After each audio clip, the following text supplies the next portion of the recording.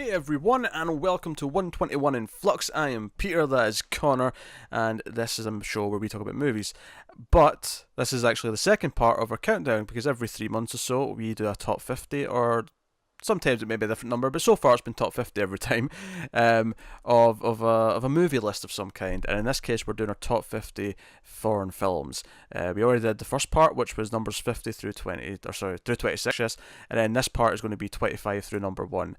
And the way it works is we alternate. Connor gives one of his, I give one of mine. We go back and forth. I'm hitting my mic arm. It's late, guys. You know what? I'm gonna level with you. This is going to be a loopy recording, late at night. Yeah, the professionalism of the first half.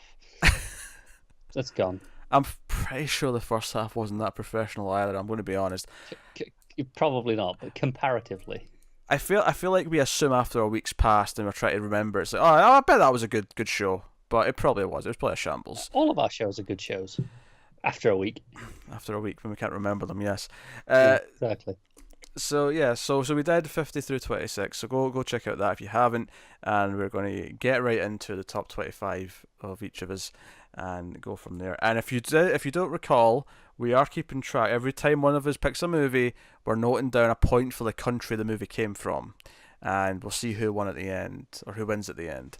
Japan were in the lead. Spoiler: it's going to be Japan. Japan were in the lead by quite a significant margin, but we'll see who gets second and by how much of a lead it's going to be. So we'll find out. So number 25. On you go. Yeah, we can add another one to Japan because I'm going with Godzilla. It's a great movie. It's a classic. Did you want me to say something there? You waited a good couple of seconds. I thought you were going to then. You looked like you were going to. Sorry. Okay. It's late. A loopy. What do you want? Yeah, no. This was this our first episode of Influx? It was, yeah. First ever episode of Influx was Godzilla. Yeah. No, I said Influx this time and not gigawatts. See, I'm improving. Yeah, he started off at negative 50. Now we're at 49. Let's go. Hey, it counts. It counts. But yeah, I mean, so obviously if you want a full length discussion, you can go check that out. But in short, it's a big ass monster. It's a parable for nuclear weapons and power. It's fantastic. Yes, very good. I'm not going to say much about it score. because you're going to say more later. It may pop up later. But yes, quality pick. My number 25 is a point to Germany because I am picking Aguirre, The Wrath of God. This is a Werner Herzog film. A very talented director. He often works on the themes of man versus nature, and this is definitely falling into that category. His longtime collaborator Klaus Kinski is in this, and he plays something of a crazy obsessed man. They're looking for a way out because they were looking for treasure in the jungle, and they get kind of stranded. So the leader sends out this small team, and Klaus Kinski is kind of the second in command of this small team. But it's one of these things where he's kind of running the show, even though he's not technically the one in charge. And it's basically just this like journey on a raft down the river as the psychotic nature of this man and his obsession and his control basically just dooms them all. And there's death, and it's just chaos, and it's this odyssey into like delirium, and it's fantastically directed, and Kinski gives as you'd expect, a wonderfully crazy performance. Very raw. So Agree the Wrath of God. Yeah, that's cool. It's one that has actually been sat on my shelf since before we started doing Influx, and I've still not watched it. So you're saying we should do an episode on it at some point? I am saying that. In fact, we will do an episode on it at some point. It's just a matter of when. Yes. What's your 24? So my number 24, another point for Japan, and this is one that you actually had on your list. I think towards the end of the last video, if I'm remembering correctly, and that is a Harakiri. Ah, yes. Yes. So we obviously spoke about it a reasonable amount then, so I won't go into it too much. One thing I will say that I don't think I mentioned in the last part is I love the score. It's this haunting it's very untraditional especially for Japanese films of this period, especially samurai films of this time as well. It's very different to those. It's pretty unique for that, and I really appreciate that. Cool. My number 24 is that's another point of Germany. Wow, a couple of German in a row there. That's fun. This is Wings of Desire. This is a Wim Wenders film. People who know my favourite films will know that Paris, Texas is one of my all-time favourites, and that is a Wim Wenders film.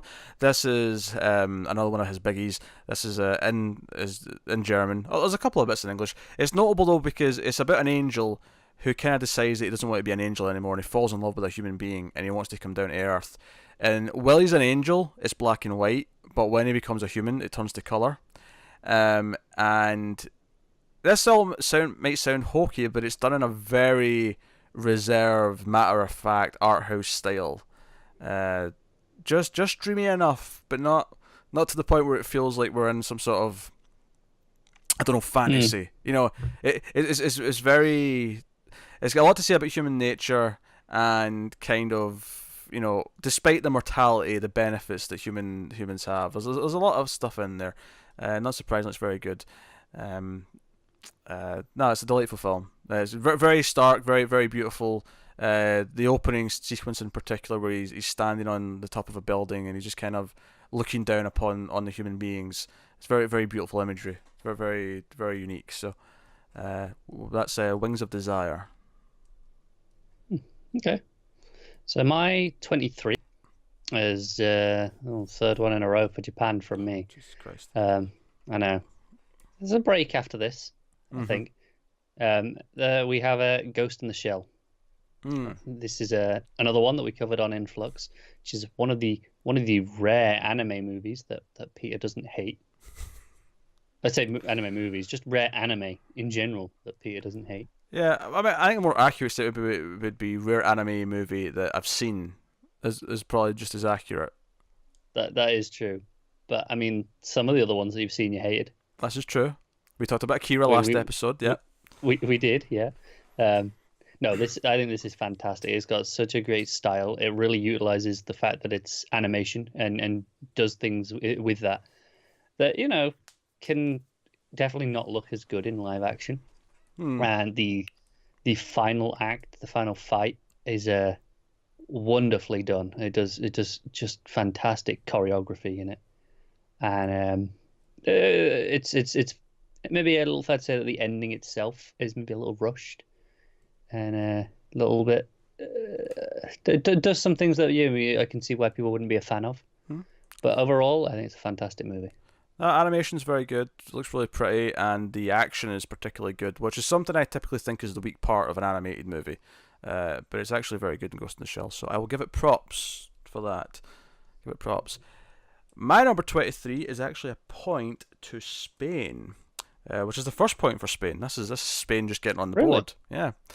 This is REC, REC, the found footage zombie film from 2007, which obviously found footage movies are, you know, dime a dozen, as are zombie movies. But this is such an intense film, which keeps it tied to one location. The character who has the camera actually has a good reason for it, for a change, because she's a reporter who is making a documentary about the firefighters that she's following around. And then the camera guy, up until a point, it makes sense that they're trying to film everything, even though they're in like a danger zone. Like, you know, like the idea that for the story. Yeah, the idea that, you know, war photographers will get too close to dangerous things, despite the fact that you know it's dangerous and, you know, the life's in danger. I've said danger like 10 times in the last 30 seconds. Let's move away from the word danger and go into just the intensity, just because it's one of these films where the zombies run, they're very fast.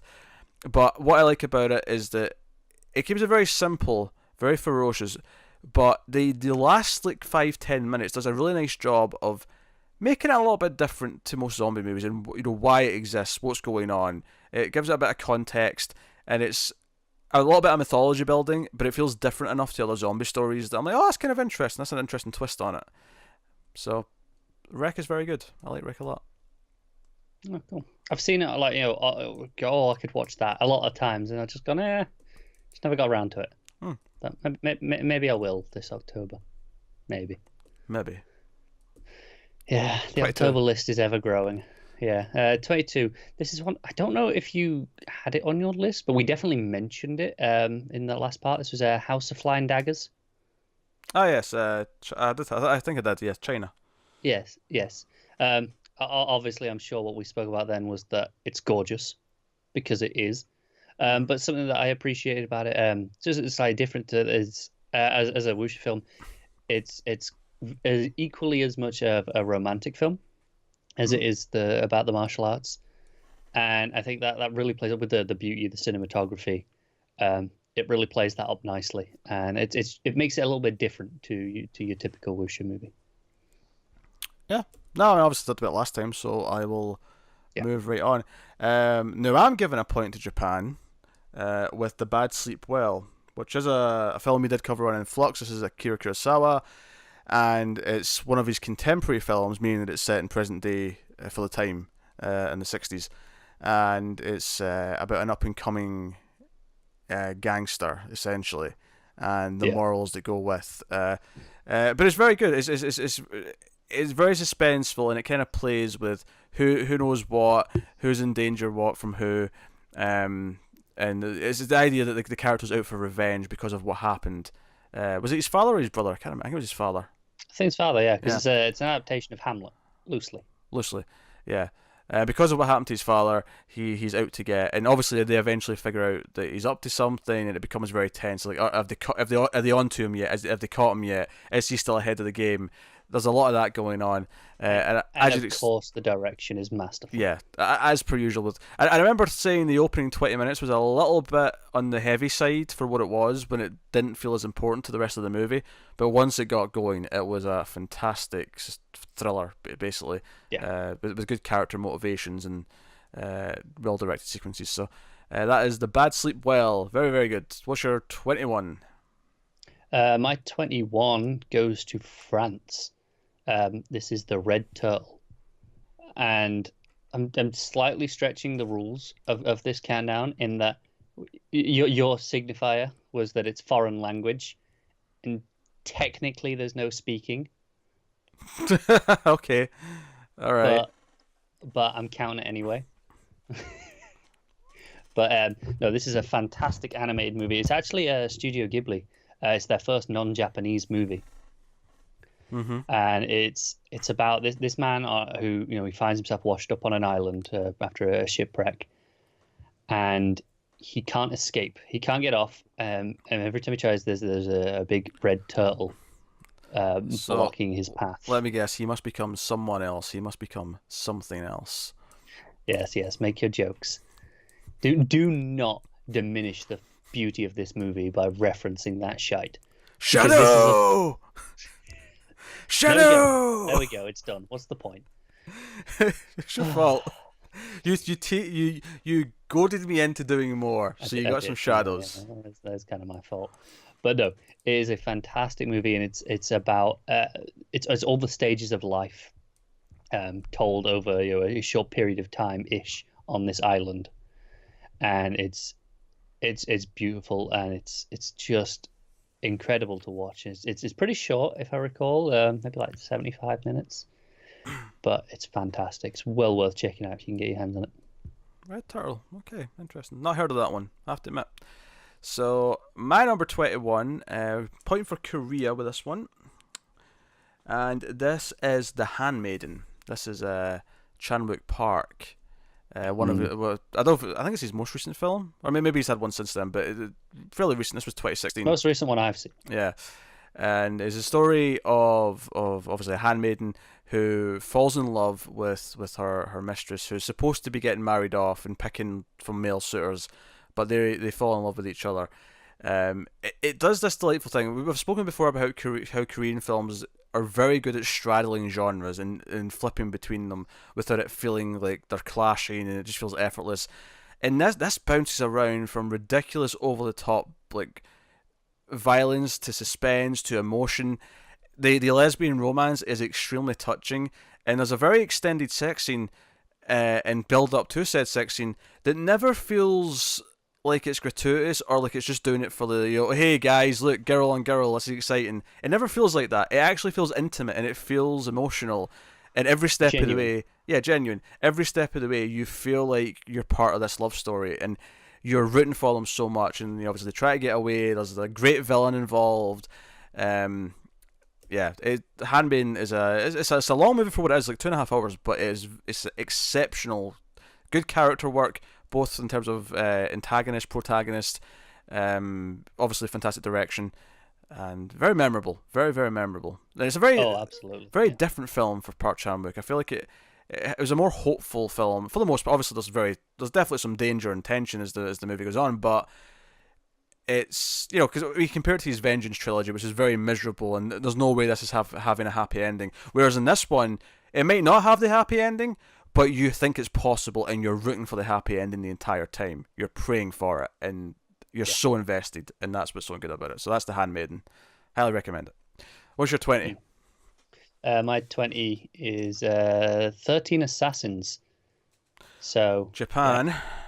yeah, back around, and also Mike, who we mentioned a few times in the last part, if I recall. A couple of movies, Audition and Bloody the Immortal, both come up.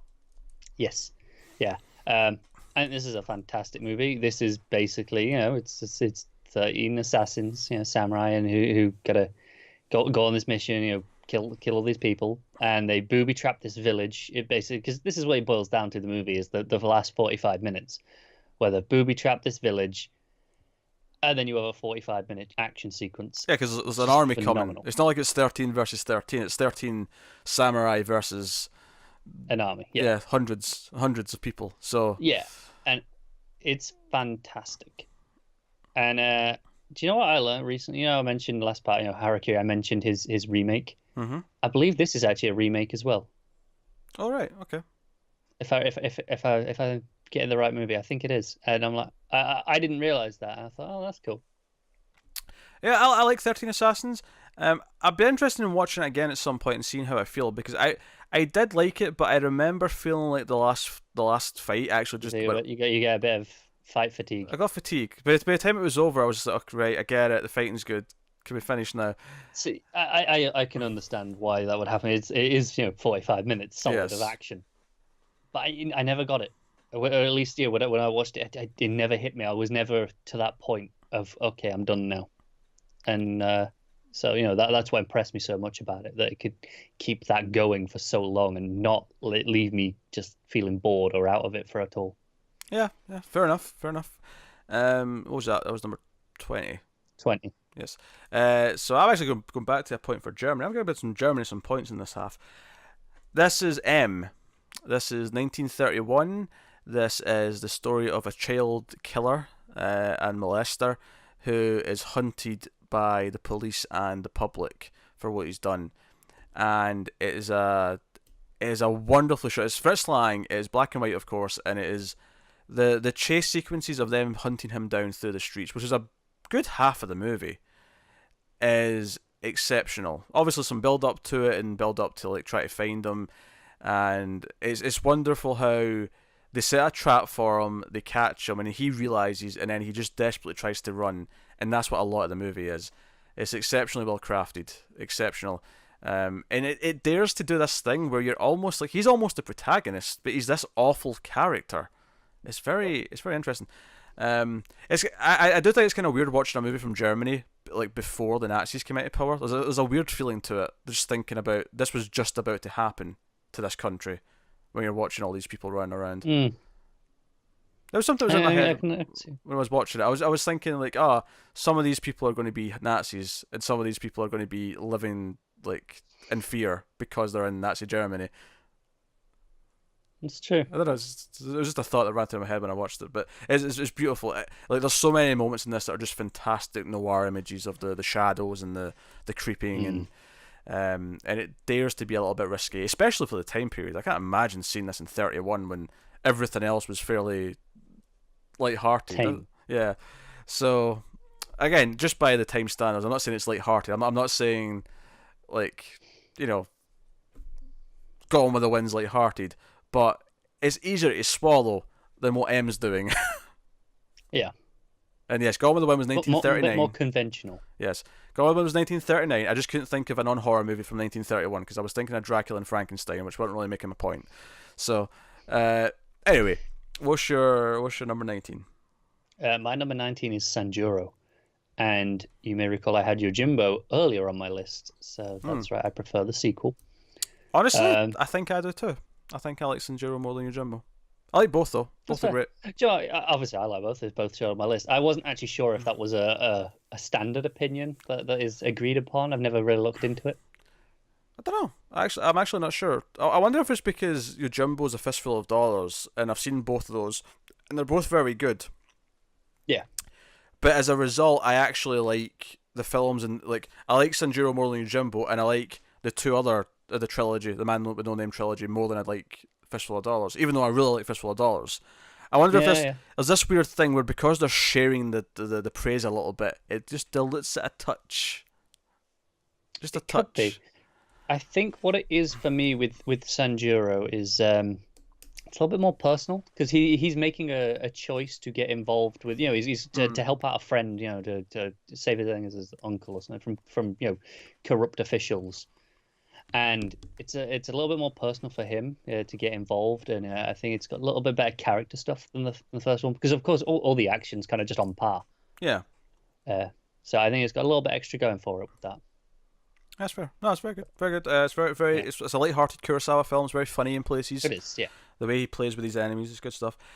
My number 19. I come back to Korea for this one, and this is a delightful film called Save the Green Planet. This was born during the Korean boom. And when I say boom, I think of the mid 2000s as a boom because I remember in like 2005, 6, just like tracking down all these various Korean DVDs of all these films that I'd heard were good. After seeing, I think, like Old Boy, and then just like just diving neck deep, and Save the Green Planet was one of those films, and I've talked a couple of times about how they bend the genres, and Save the Green Planet is the film that I like to bring up as an example whenever I try to explain this to someone. Save the Green Planet is about a character who believes the aliens are trying to invade the Earth, and he believes it so much that he's convinced that this character is an alien, and he's trying to he's like a forward force for the a recon team before the main invasion comes in, and he kidnaps this character to torture him to try and get information out of him. In this movie, like you would think, okay, this is either going to be a dark comedy or it's going to be like a serious thriller or it's going to be one of these things. It's all of those things. It's part science fiction because we're talking about aliens. It's part comedy because the guy is delightfully goofy and very sincere in what he believes. But at the same time, you don't know if he's just crazy and this innocent person is being tortured. All of it works. It all blends seamlessly, and it's delightful. And it's got a sense of humor. It bounces it back between tones. It's just really quirky at places. There's a punk cover of Somewhere Over the Rainbow playing over the opening titles. Do you know what? You've brought this movie up in the past a few times, and every time I'm like, yeah, okay, I'm intrigued. I've just never got around to it. You've never mentioned that before. You've never mentioned the punk song. I'm like, okay, now I feel like I should watch it. It's very good, and the ending does answer things. It doesn't leave it ambiguous. You get an answer. I won't spoil, Okay. obviously, but Obviously. but it plays it so backwards and forwards, and you want to root for him. You're on his side, but you might actually just be crazy, so you can't quite root for him. You have to be, and it works. It works. It plays with you like a fiddle. The film plays you like a fiddle. It's good, but it's really quirky. Like I think most films that I think of as playing me like that, I think of really tense things that's got me on the edge of my seat. Whereas this does this weird thing where it's making me question whether or not I'm just being nice to him because I like the character and he's endearing, or because or should I be fearing him because of what he's doing? It's great. Yeah, yeah. Save Green Planet. And this is one that we'll have to do on Influx at some point, so I can actually get around to watching it because I don't think I ever will otherwise. Yes, no, I am all for Save the Green Planet popping up on Influx. It's great stuff. What's your number 18? 18. Oh, this is Long Way North. This is a French-Danish movie in the production. It's in French though, so I guess point Well, to go France. France. Go France. Yes, go France. Yeah, they get the dominating point. This is set in the late 1800s. This is an animated movie, and it's a young Russian aristocrat girl who looks up to. She idolizes her grandfather, who's this ship captain. He goes out on these voyages, and basically he kind of doesn't come back at one point, and she kind of goes out after him to try and find them and rescue them. And it's just that journey of her kind of going out and growing up, and it's fantastic. It's well worth watching. That's another one I've never heard of. You've done a good job with picking a few oddities that I've just not heard of. And it's not like I'm not someone who tries to keep up with the hip foreign films. No, this is relatively recent. I think it's from 2015, I want to say. So, but it's just one that I stumbled onto one night, and I thought, yeah, go on, I'll watch that. And then I loved it. I thought it was fantastic. All right. My number 18 is a point to France as well, actually. This is the black and white, fantastic, simple horror film Eyes Without a Face, from 1960.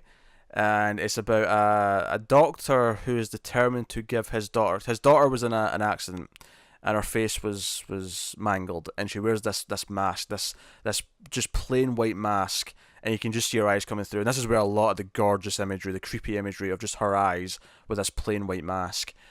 But he is trying to kidnap girls so that he can take their faces and give them to his daughter. It's great, but and as much as it sounds really hokey, and I guess the plan itself is hokey, a lot of it is gorgeous black and white imagery. It's slow. It's, you sympathize with her because she's not the one behind it. Like, it works really well. It's a delightful, simple horror film. We're not done it in streams yet. It's something we'll definitely do at some point because I love that movie. It's a great title as well. Eyes Without a Face. It is a great title. It's a fantastic title. I remember I got the Criterion Blu-ray of this because it was in my Bible. Where's my Bible? Have I got my Bible down here? I do. Hold on. God, he's getting the Bible out. I'm getting the Bible out. Come on. Getting dust off it. Apologies, audio listeners. This means nothing to you. Here's my Bible, and I've had this since I was about 14. And how many of them have you done? It's a 2003 edition of 1001 Movies to See Before You Die. There's dust flying everywhere. I've not taken this out in a long time. And the title and the image in the book just caught my eye.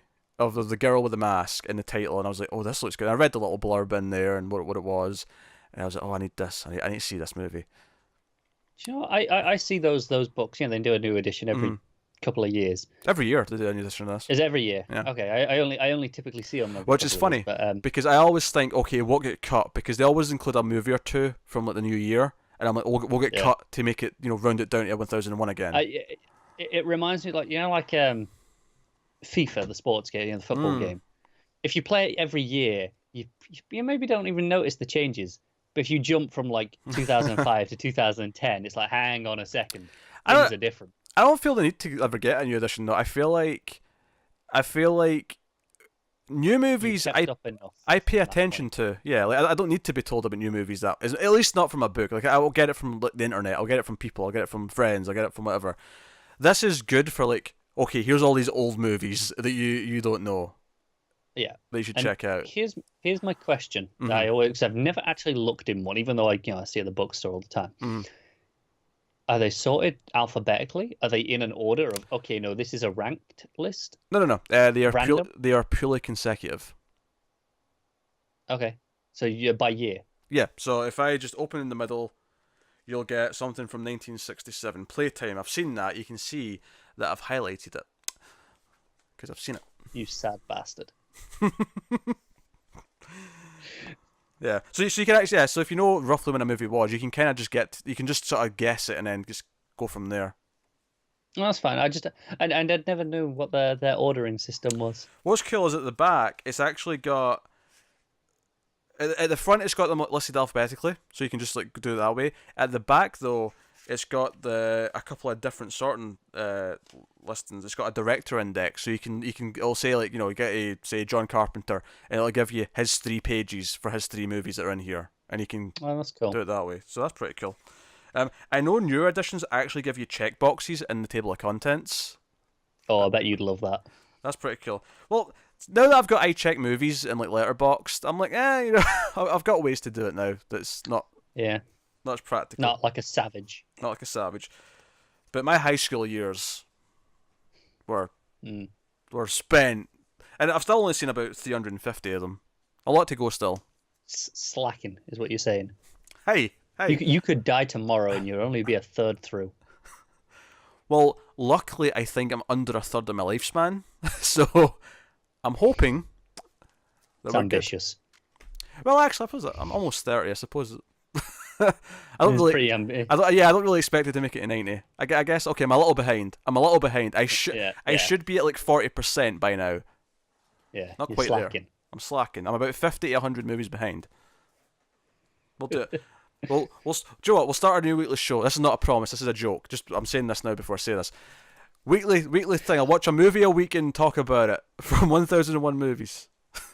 I panicked for a second. Yeah. Instead of starting a weekly show, I was like, no, not more. I can't keep up. It was a joke. It's a joke. Oh, it's an idea for someday, maybe. But it's a joke. Maybe a solo thing. I don't know. We'll see how I feel. Yeah. It's a lot of effort though. So I mean, some of these movies are like some of these movies are like 4 hours long and like in like of course Swahili or whatever. I don't know. You ain't been in the mood for a 4 hour long foreign film. You do. It takes a lot out of you. You do, yeah. So yes. So I was talking about Eyes Without a Face. So you're on 17. 17. Oh, this is the weirdest pick on my list. This is I want to say Korean, but I'm not entirely certain. Well, give it to me. I might know it. No, this is Tokyo Tribe. Okay, I have no idea. Yeah, no. This you'll remember this in a moment. This is by director Sion Sono, who has a reputation for being strange, shall we say. This is an alternate Japan, so maybe it's Japanese. Thinking about it. Tokyo Tribe, yeah. I mean, it does sound like it might be Japanese. Yeah, for some reason I thought, maybe it was a Korean director. I'm not sure. Oh, by the way, can I just... I want to, like, make a statement. I just thought of it based on something we said last time. That it was really stupid, and you can tell we were tired. Because it's maybe the most stupid mistake we have ever made during a recording. Christ, what did we do? We were talking about cities in Korea. You said, can you name one other than Seoul? And I said... and you said no. And I said no. You know, and then it dawned on me afterwards, the film's called Train to Busan. Busan is another city in Korea. I know there's going to be some time where that video is public on YouTube. Yes. Before this one is. Yes. Oh, I hope to God we are riddled with comments pointing out that. Hey, both of us can take heat for that. It's not just because I've seen the movie doesn't mean that you're any less. I'm complicit. Guilty. No, I hope they give a shit for that because we kind of deserve it. I think at one point I even said, "Oh, the train's going somewhere. I can't remember where." I'm like, "It's called Train to Busan." It's just funny. It's not even like I saw the clip of that bit when I was editing it. It popped into my head. On you at some point. I was like, "Wait a minute." The movie's called Train to Busan. What the hell? Yeah. So anyway, on that note, I'm going to go out on a limb and say this is Japanese. I'm looking it up just in case. Although you're being an idiot if you by thinking it was Korean. Yeah. That's just I'd had a moment. Maybe I just didn't want to give Japan yet another point. Hey, I might have been like ignoring the fact that the title was Train to Busan. You're flat out seeing Tokyo and thinking, no, different country. Yeah, fair point. Anyway, alternate Japan. There are all these gangs, which are each are referred to as tribes, and there is a lot of over-the-top action and chaos when this gang war breaks out, and it's so insane. And then this is the part where you'll remember what this is, because up till now you're kind of going, yeah, it sounds all right. It's a musical. Yes. Yes. So I've mentioned this before, and you've been okay, musical, okay, and you're out. But it's so insane, it's so delightful, it's so bloody and gory, and just incredible. It's a joy to watch. It truly is. Yes, and lo and behold, it is indeed Japan. Fancy that. Yeah, I yeah. can't believe you said, "Oh, it's Korea," but it might not be. I said maybe. It's called Tokyo Tribe. But why did you go to Korea first? I don't know. Like I said, I To- think I just didn't want to give Japan another point because I've given them too many this half already. Tokyo Tribe. I didn't give them that point actually. I didn't do it yet. Right. Tokyo Tribe. It might be I'm Korea. I'm tired. Shut up. Are you done talking about You it? do yours. What are we on? 17. Yeah. Now, this is Korea. You sure? I'm positive. It's Sympathy for Mr. Vengeance. One that you already had, actually, in the first half. This is Park Chan-wook, or Chan-wook Park. I'll go with Chan-wook Park. I feel like, because you can say it both ways. Again, they would say it one way, but sometimes you see it written the English-speaking way, where they'll put the surname There are last. some that I definitively know which way it's supposed to be. His is one I fluctuate on. I could say it either way. Yeah. Just whichever one pops into my head first. Yeah. But no, this is the first in the Vengeance trilogy from Park. I think it's Chan-wook Park that order because I feel like Park sounds okay on its own, like it's his surname, as opposed to I would never say just Chan-wook. Okay. But again, that could just because that sounds more like a surname to us. It might actually not be in Could be. Yeah. Korean, but I whatever. understand your logic though. Yeah, but yeah. So like we said, it's a film of two halves. It focuses on one story first, and then flips to another character who's affected by the first story. And what that does is it makes characters on both sides extremely sympathetic. It's got a fantastic tone. It's very unique. I think we said that last time as well, but it's downright like it's very dark and unforgiving, in a very think in a very impersonal way that just makes it feel even crueler and colder. it is. I think this is the film that we actually first brought up in this discussion. The concept of how some of these Korean movies have such a unique tone. I think it was this one was the Yeah. first one that we kind of brought that up and established that as a theme. The beautiful thing though is that the tone in this is nothing like the tone in Save the Green Planet. It's not like these unique tones are like all one unique tone. No. There is different unique tones that I think of when I Yeah. think of Korean cinema, and this is obviously one of them. So I'll leave it there because obviously we talked about it before, but fantastic. So that was another point for Korea. What have you got for number 16? I have Harakiri, Death of a Samurai. Is this the This remake? is the remake of Harakiri. Yeah, it's by Higher. Takashi Miike. Higher, you Higher. say? And they're actually pretty close. I mean, in terms of just when I look at them objectively, they're pretty close next to each other. It's a very relatively straight remake. There are some changes here. It actually gets a little bit more personal with the where it has the samurai telling the story, and a lot of the story is about the others that he's telling. In this one, he tells a lot more about himself. So it has a little bit of a more personal edge. It's got a very different tone. A lot of that is down to the music. Whereas I love the music in the original, where it's this haunting, unique, almost horror-esque thing. Whereas this is a lot more, a bit more traditional. It's all the emotional beats. But I think it really highlights it nicely. Something that's really interesting is the actual harakiri scene at the end is maybe less gory and bloody, which is not what you'd usually think of with Takeshi Miike. Well, from the guy who did But Itchy it's the Killer? You kidding me? Yeah. He has a reputation, right? It's actually more restrained in terms of the actual, the gore of it, but it's drawn out a lot longer. It's far more uncomfortable and horrific to actually watch, and I think that's the key scene that actually edges this above the original for me, because I think this is so well done and it's so effective. I have no real desire to watch it. Not because I don't think it'll be good, but if I want to watch Harakiri, I'll just watch the original again. I get that. I just thought, I mean, I had it. I thought, oh, go on, I'll give it a try. I'll watch it. I Yeah. like the director, and it's very good. I do recommend checking. It's kind of like David Fincher's Girl with a Dragon Tattoo. It's like, obviously it's very good. David Fincher knows what he's doing, but it just feels redundant. No, that's fair. I don't know. It just feels redundant. It feels I, I, weird. I completely get that. Yeah. But hey, so that was your 16. My number 16 is actually a point for Japan, so now I'm guilty of giving Japan points. This is another Kurosawa film. It's another contemporary Kurosawa film for the time, and that is High and Low. Which, Oh, I've not seen this one. yeah, this is a rich man. Some kidnappers try and kidnap his daughter, but they actually take the wrong kid. They take the friend's kid, the poor like friend's kid instead. Okay, yeah. I've seen this done Yes, elsewhere. yes. Of course, they're all copying Kurosawa because he's Kurosawa.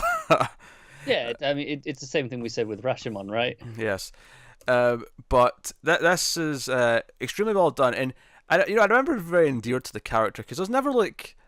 Because the rich dude, the main character, could easily, the film could be about him being resistant to helping, but he's not. He's actually, no, we're going to get your daughter back. We care about this, but he gets embroiled into this, and a lot of the first like 40, 50 minutes of the film is just in the apartment, and it's them on the phone to the kidnappers, and then talking to the police, and then waiting for the kidnappers to call back. It's the tension of the negotiation, and then the second half has got a lot of the dropping off the money, the suspense that comes out of that, and as you'd expect, it's extremely well directed. This was the first Kurosawa film I'd seen that wasn't like set in, samurai times. Like this was the first one I'd set in like present day. With the fact that there was a character on a phone in a Kurosawa film was weird when I was like, whoa, this is how do I process this? And funny enough, he does it very well because he's bloody Kurosawa and he's a genius. So it's a fantastic film, and of course I recommend it. Yeah. So, what was your 15? My number 15 is one that we covered recently on Influx, and that is The Seventh Seal. Aha. So points for Sweden. Sweden. Is that the first point? Do you know what it might be actually? I can't see it. It might be, yeah. Yeah, Sweden just got a point for the first time. Look at Yeah. No, we obviously did a big discussion on this just a few weeks ago, so you can see the extended thoughts. that. Yes. I love this. I love the dissection of religion and is there something more and life after death and the way it plays with that, and the way it presents it is very equal. It feels very balanced, and I think that's one of the things I appreciate most about it. In terms of its themes, it doesn't feel like it's shoving a message. It's kind of going, hey, here's the ideas, and you kind of decide what you like. The point of the film is that the main character is terrified that he might not believe in God or anything anymore, and he's terrified because he knows he's dying and that kind of thing. And obviously you've got the chess with death on the beach, and that's the big scene that everyone knows and parodies and whatever else. But no, it's very well directed. It's very. Like I mentioned when we talked about this that I like it a lot. It's a great film, but it's probably my least favorite Bergman that I've seen out of the 5 or 6 that I've seen so far. Yeah, and something I did mention, when we did this is I was raised Catholic, so I did kind of connect to this quite a lot. I kind of really understood. But of course you did have an unborn again moment. What do you call it? Disillusionment. That's boring. Nah. I'm going to come up with a new term for it. Everything I'm thinking of is really insulting, so I'm not going to do it. But yeah, it's probably a good idea. I can see it on your face. I'll mention something that I never mentioned in the review that I kind of didn't really think of at the time is the scene with the chess. On the beach specifically is something that that's the image that everyone knows from the movie, whether they've seen it or not. Yes. And it surprised me that was at the start of the movie. I assume that would be later on. Oh, because most filthy casuals give up after 10 minutes because they think it's boring because they're plebs. Yeah, well, they're complete morons because it's fantastic. Filthy casuals, that's what we call them. Anyway, so we can get a point. But no, I'm actually really looking forward to doing more Bergman on Influx. Obviously not I want to spread them out, but he's done a lot of movies. And I'm excited to do some of the favourites that I already like, but I'm also excited to get into like the 30 or so that I've not seen. Yeah, so really good stuff. My number 15, and this is one that was kind of murky in terms of rulings, but is saved by the I distinction might have this as my number 14 if it's what I think it that is. is saved by the distinction of foreign language as the primary I disclaimer. do, yeah. Uh, my number 15 is A Girl Walks Home Alone at Night. Yeah, I'm gonna jump in. It's my 14. So So that 2 are we points. giving this points? Are we giving this points to Iran? Yeah, no, we will. I think that's what we should give it to. Yeah, because Maybe American. American. It's American finance, but you know it's and it's a fictional place because it's one of these movies where it's just kind of the town. You know, it does have a name, but it's like a fictional town that kind of exists outside of our reality. If I recall, most of the characters' names are like that. It's like the girl. Yes, it is. Beautiful black and white imagery. It's a vampire story. It's an Iranian vampire western romance. Just for the record, it's a genre that's taken off. I tell you, people. I will never get the image of a vampire on a skateboard out of my head. Oh, it's beautiful. The cloak flowing like a cape as she rides down the night. It's a phenomenal shot. The empty night. My favourite shots, though, might actually be when she's stalking the prostitute, and it's just this wide shot of her. She's like 30 feet behind her, and she's just walking in time with her. And every time she stops to look back, she stops as well. And it's just creepy, and it's all in the imamery. It's a very simple film. Such a pace to it. Yeah, it's a very simple film.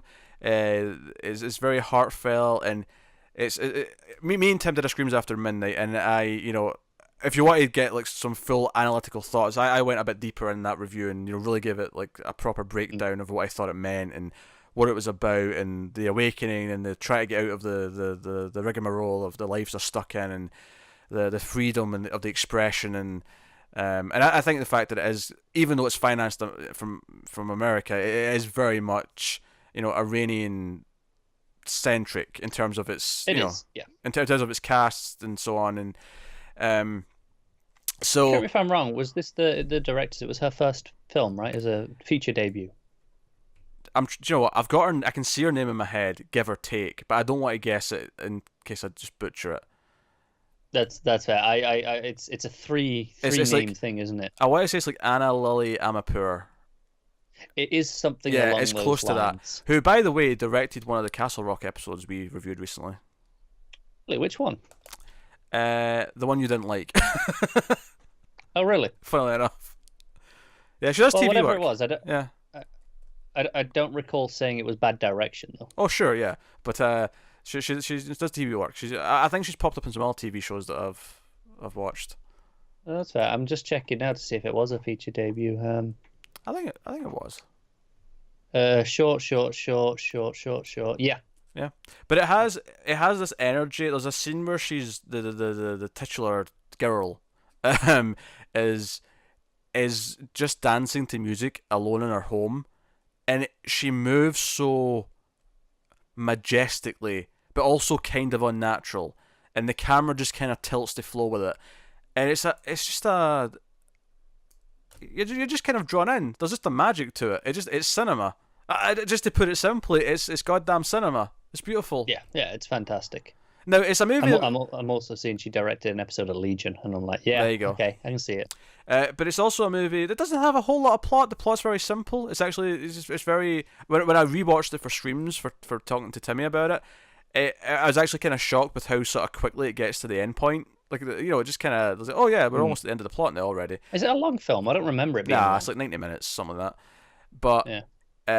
It's beautiful. It's all about the filmmaking. It's all about the tone, the atmosphere, and kind of interpreting your own meaning of what the story's really about, beyond just this someone falls in love with a vampire. yeah, but it's definitely worth checking out if you've not before, because it's fantastic. So Iran's got 2 points. There you go. Iran's ahead of Sweden right now. Yeah. So yeah. So that is your number 14. So that'll take us on to my number 14. Which will actually be the second point for Hungary. Same director as well, might I add, is the last one. This is Werkmeister Harmonies, which is a film I saw probably when I was in high school. And is it in your Bible? I'll check. Let's go to... Because it might be. Who knows? Let's go to director index. Does their back sorting catalogue have by country? I don't think it has by country. well, then Bellatar. it's just a waste 843. because I can do that on the internet. That sounds about right. 843. Let's just get there. I'm intrigued now. But Oh, this is a movie that I only know about because when we covered the other one, the name that I'm blanking on of his movies. oh no. Um, The film that's in here is one that I've not seen from him. It's called Satin Tango, or Satan yeah, Tango. right. Which Well, you're doing that one on your own. which I do want to see. You'll be glad you said that because the runtime in this one's pretty epic. What is it? 450 minutes.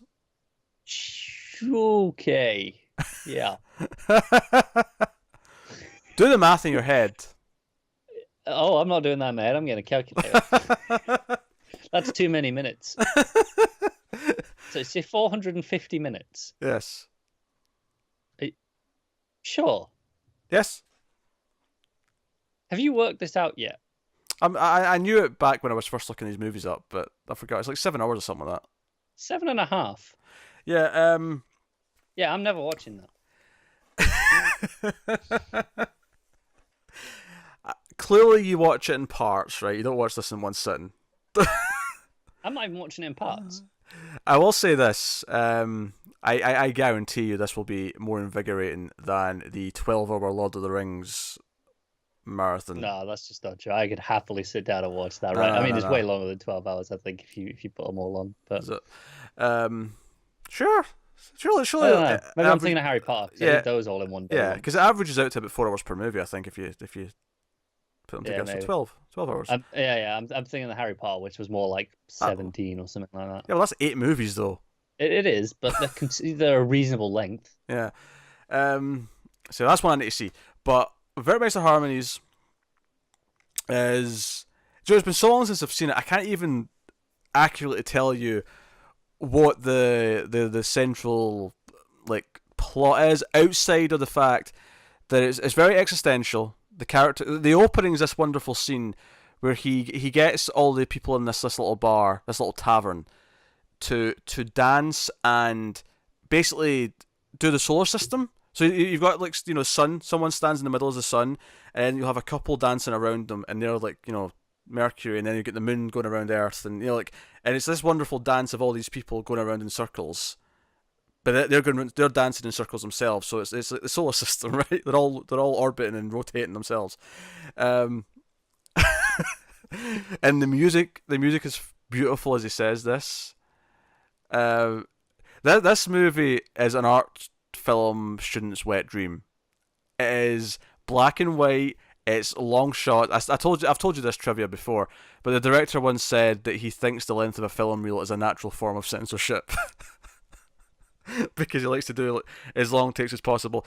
And there's at least 3 shots in this that I think are 3 of the most stunning shots I've ever seen in a film. Because the real question though is what's the aspect ratio? 1.66 to 1. Interesting. What was it we watched recently? I'm sure we put it on and you went, ooh, 1.66. It was a trailer. It was on Trailer Talk. The trailer. Was I remember. Despite being made in 2000, it was exactly the year 2000. It's black and white, obviously a stylistic choice, and it's got a fantastic tone. I mean, it's music focused. It's harmonies. Of course, it's a metaphor for more than just music, but it plays a role in the story. Yeah. I'm not watching it. And then there's I didn't like the one movie that I saw. And there's a great moment where there's like a attraction, like almost like a sideshow that's come to town, and it's basically just this giant whale, and there's a great shot of the guy walking around the whale and then ending on the eye, because the front cover of a lot of the DVDs is him staring into the eye of the whale. Look, I know I'm not selling it very well, but it's a no, you're really not. It's a beautiful. A guy walks around a whale. That's what we've established here. I need to watch it again to give you a more of a concrete breakdown of what the themes and where the story goes. But it is so beautiful and hypnotic. It's a film that it was 2.5 hours flew in, and I was entranced. I think it's an entrancing film, and I love it. Again, like I said in the Man from Nowhere review, this is purely down to taste. you might just hate this guy, his films, you might hate them. But if they click with you, they really click with you. Nah, I hated it. You haven't seen this one? No, but I hate the last one. So You didn't I hate hate all it. of them. You didn't No, hate it. I didn't. I just didn't. I just didn't like it very much. But hate is too strong. But I never want to watch another one of his movies. Oh dear. I better than Star Wars. Hashtag better than Star Wars. We joke, but you know what? I'm going to spoil this right now. When we eventually hit the goal that it unlocks the we will do the top 100 films of all time list, which is a goal on Patreon. When we hit that, I'm just going to spoil this now. Werkmeister Harmonies is higher than all the Star Wars movies that I'll have. Of any, if any. Hey, by the time we hit that goal, I may have seen enough movies that even the first Star Wars movie may not appear. You're a dick. What's your number 13, Connor? My number 13, where are you? Oh, okay. Number 13 is Stalker. Russia's on the board. Russia is on the board. I'm a little bit surprised you haven't mentioned this one, so I don't know, maybe you've still got it to come up. I don't know, maybe it didn't make the cut. But this is one we did in Flux a while ago now, and we had a very, very in-depth conversation about this movie. This was a lengthy conversation, this one.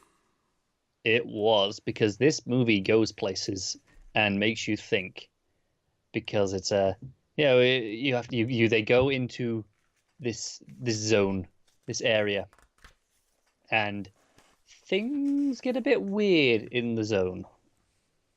Oh, okay. There you go. There we go. We have visual aids now. Which is not Sorry, highlighted. You can tell I watched this after I gave up on the highlighting. But interestingly, on the opposite page from the same year, it shares is Alien. Which is obviously highlighted. Yeah, what a double page that is. That was a hell of a double bill. Yeah. But yes, so they go into the zone, and the idea is they go into to find things at the center. But things are a little bit weird. Space doesn't quite react the way it should. Yeah. I don't think it's a spoiler to say what they're looking for in the center. There's meant to be a room that will grant a wish, basically. That you can just ask it for anything.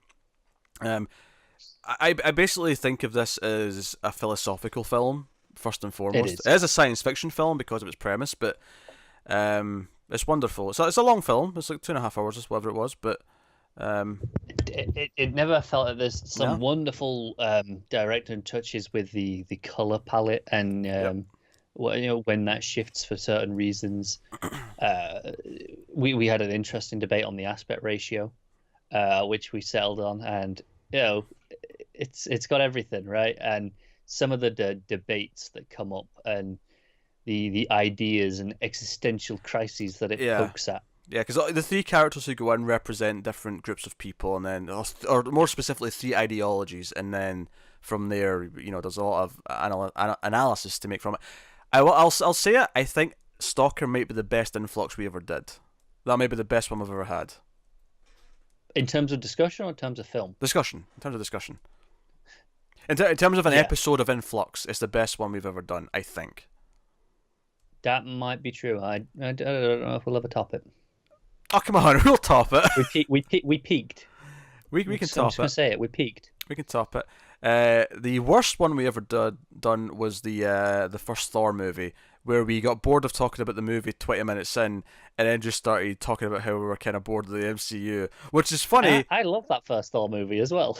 Which is funny, because since then, I've actually quite liked Infinity War, and I really enjoyed, Yeah, I've gone further down. I haven't seen Ant-Man yet. But the Stalker's fantastic. Stalker is good. It's very good. Yeah. So, what number was that? 13.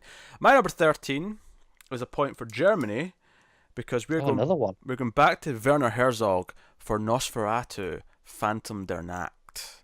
This is the 1979 remake of Nosferatu by Werner Herzog, starring Klaus Kinski once again as Dracula himself. He's actually called Dracula in this one because by this point, the asshole was public domain and no one could stop them.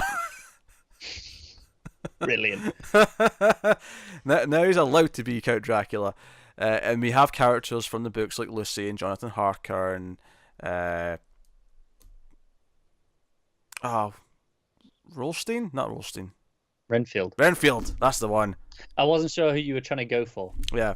So despite one of the annoying things that a lot of Dracula adaptations do, where they swap Lucy and Mina for some reason, and like Lucy becomes the main love interest of Harker. I don't know why, but yeah, I'm not sure. I don't actually know a reason for it. And it's one of the few books that has been adapted a lot that I've read, because I read it in high school and I liked it a lot.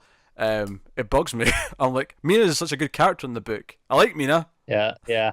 This is the thing. You can tell you don't read a lot of books that get adapted because you kind of just learn to get over that, because otherwise you'd hate every movie.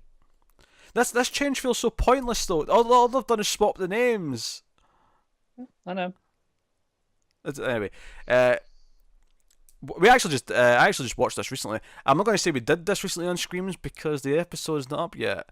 In fact, you might find it during preview October, during the Octoberthon. But it's very haunting. It's got a very the main sort of theme that plays is so gothic. The journey for Harker to get to the Dracula's castle is this trek through wilderness. It's a bit of Herzog, classic Herzog sort of creeping in a little bit. But Dracula feels like a force of nature in this movie. It feels truly horrific, and the ending's like really dark and sad. Like it's quality stuff, and Kinski's great. It's probably my favourite version of Dracula in terms of an adaptation of Dracula itself. Not my favourite vampire thing per se, because of course the hit television show Buffy the Vampire Slayer exists. But phenomenal, great atmosphere. And given that I hate the Francis Ford Coppola Dracula from 1992 with Keanu Reeves and the accent, Bram Stoker's Dracula. Sure, I believe is this title.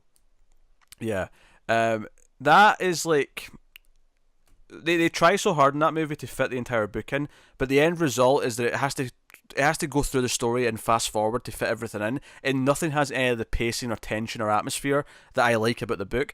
So I prefer this approach where it cuts out tons of stuff, but it keeps the feeling of dread. It may not be the exact same dread as the book, but it has its own taste of dread. Yeah, and I applaud that. Fair enough. For the record, I still like the other Dracula. I don't love it, but I like it. What other? Oh, you mean the 92 one? Yeah. Yeah, because I like other. I mean, I like the Lugosi one. The Hammer one's pretty fun. Like, I like a bunch of them. Like, it's not like. Yeah. But I just wanted to point out, you just actively shout on it. So I was like, no, I like it. Oh, I hate it. I think it's soulless trash. But which is probably harsh. But it just feels so empty. I feel like they're just ticking the boxes. Like, oh, we've done this scene. Now this scene's done. Now this scene's done. I felt like the entire movie felt like a montage to me. But that's whatever. I don't think it's amazing, but I have fun with it. Anyway, it's maybe not the right thing to be doing with Dracula. Yes. But Yes. I prefer Dracula Dead and Loving It, which is still really bad for the record. But what's your number 12? My number 12 is Hero. Did we talk about this? I can't remember if you brought it up already or not. I'm just going to jump in here because that's my number 12. Okay. 2 points for China / Hong Kong. That's the second time this countdown we've had the same number. It is indeed. This is Zhang Yimou, which is funny because we recorded the movie news for the week right before this, and I've just realised that I skipped a news story when we went through that. Should we just put it in here? Because Zhang Yimou's got a new film coming out. Really? Yeah. It got picked up for distribution. I can't remember the company, but they got the rights to the US, UK, Australia, maybe Canada. Oh, cool.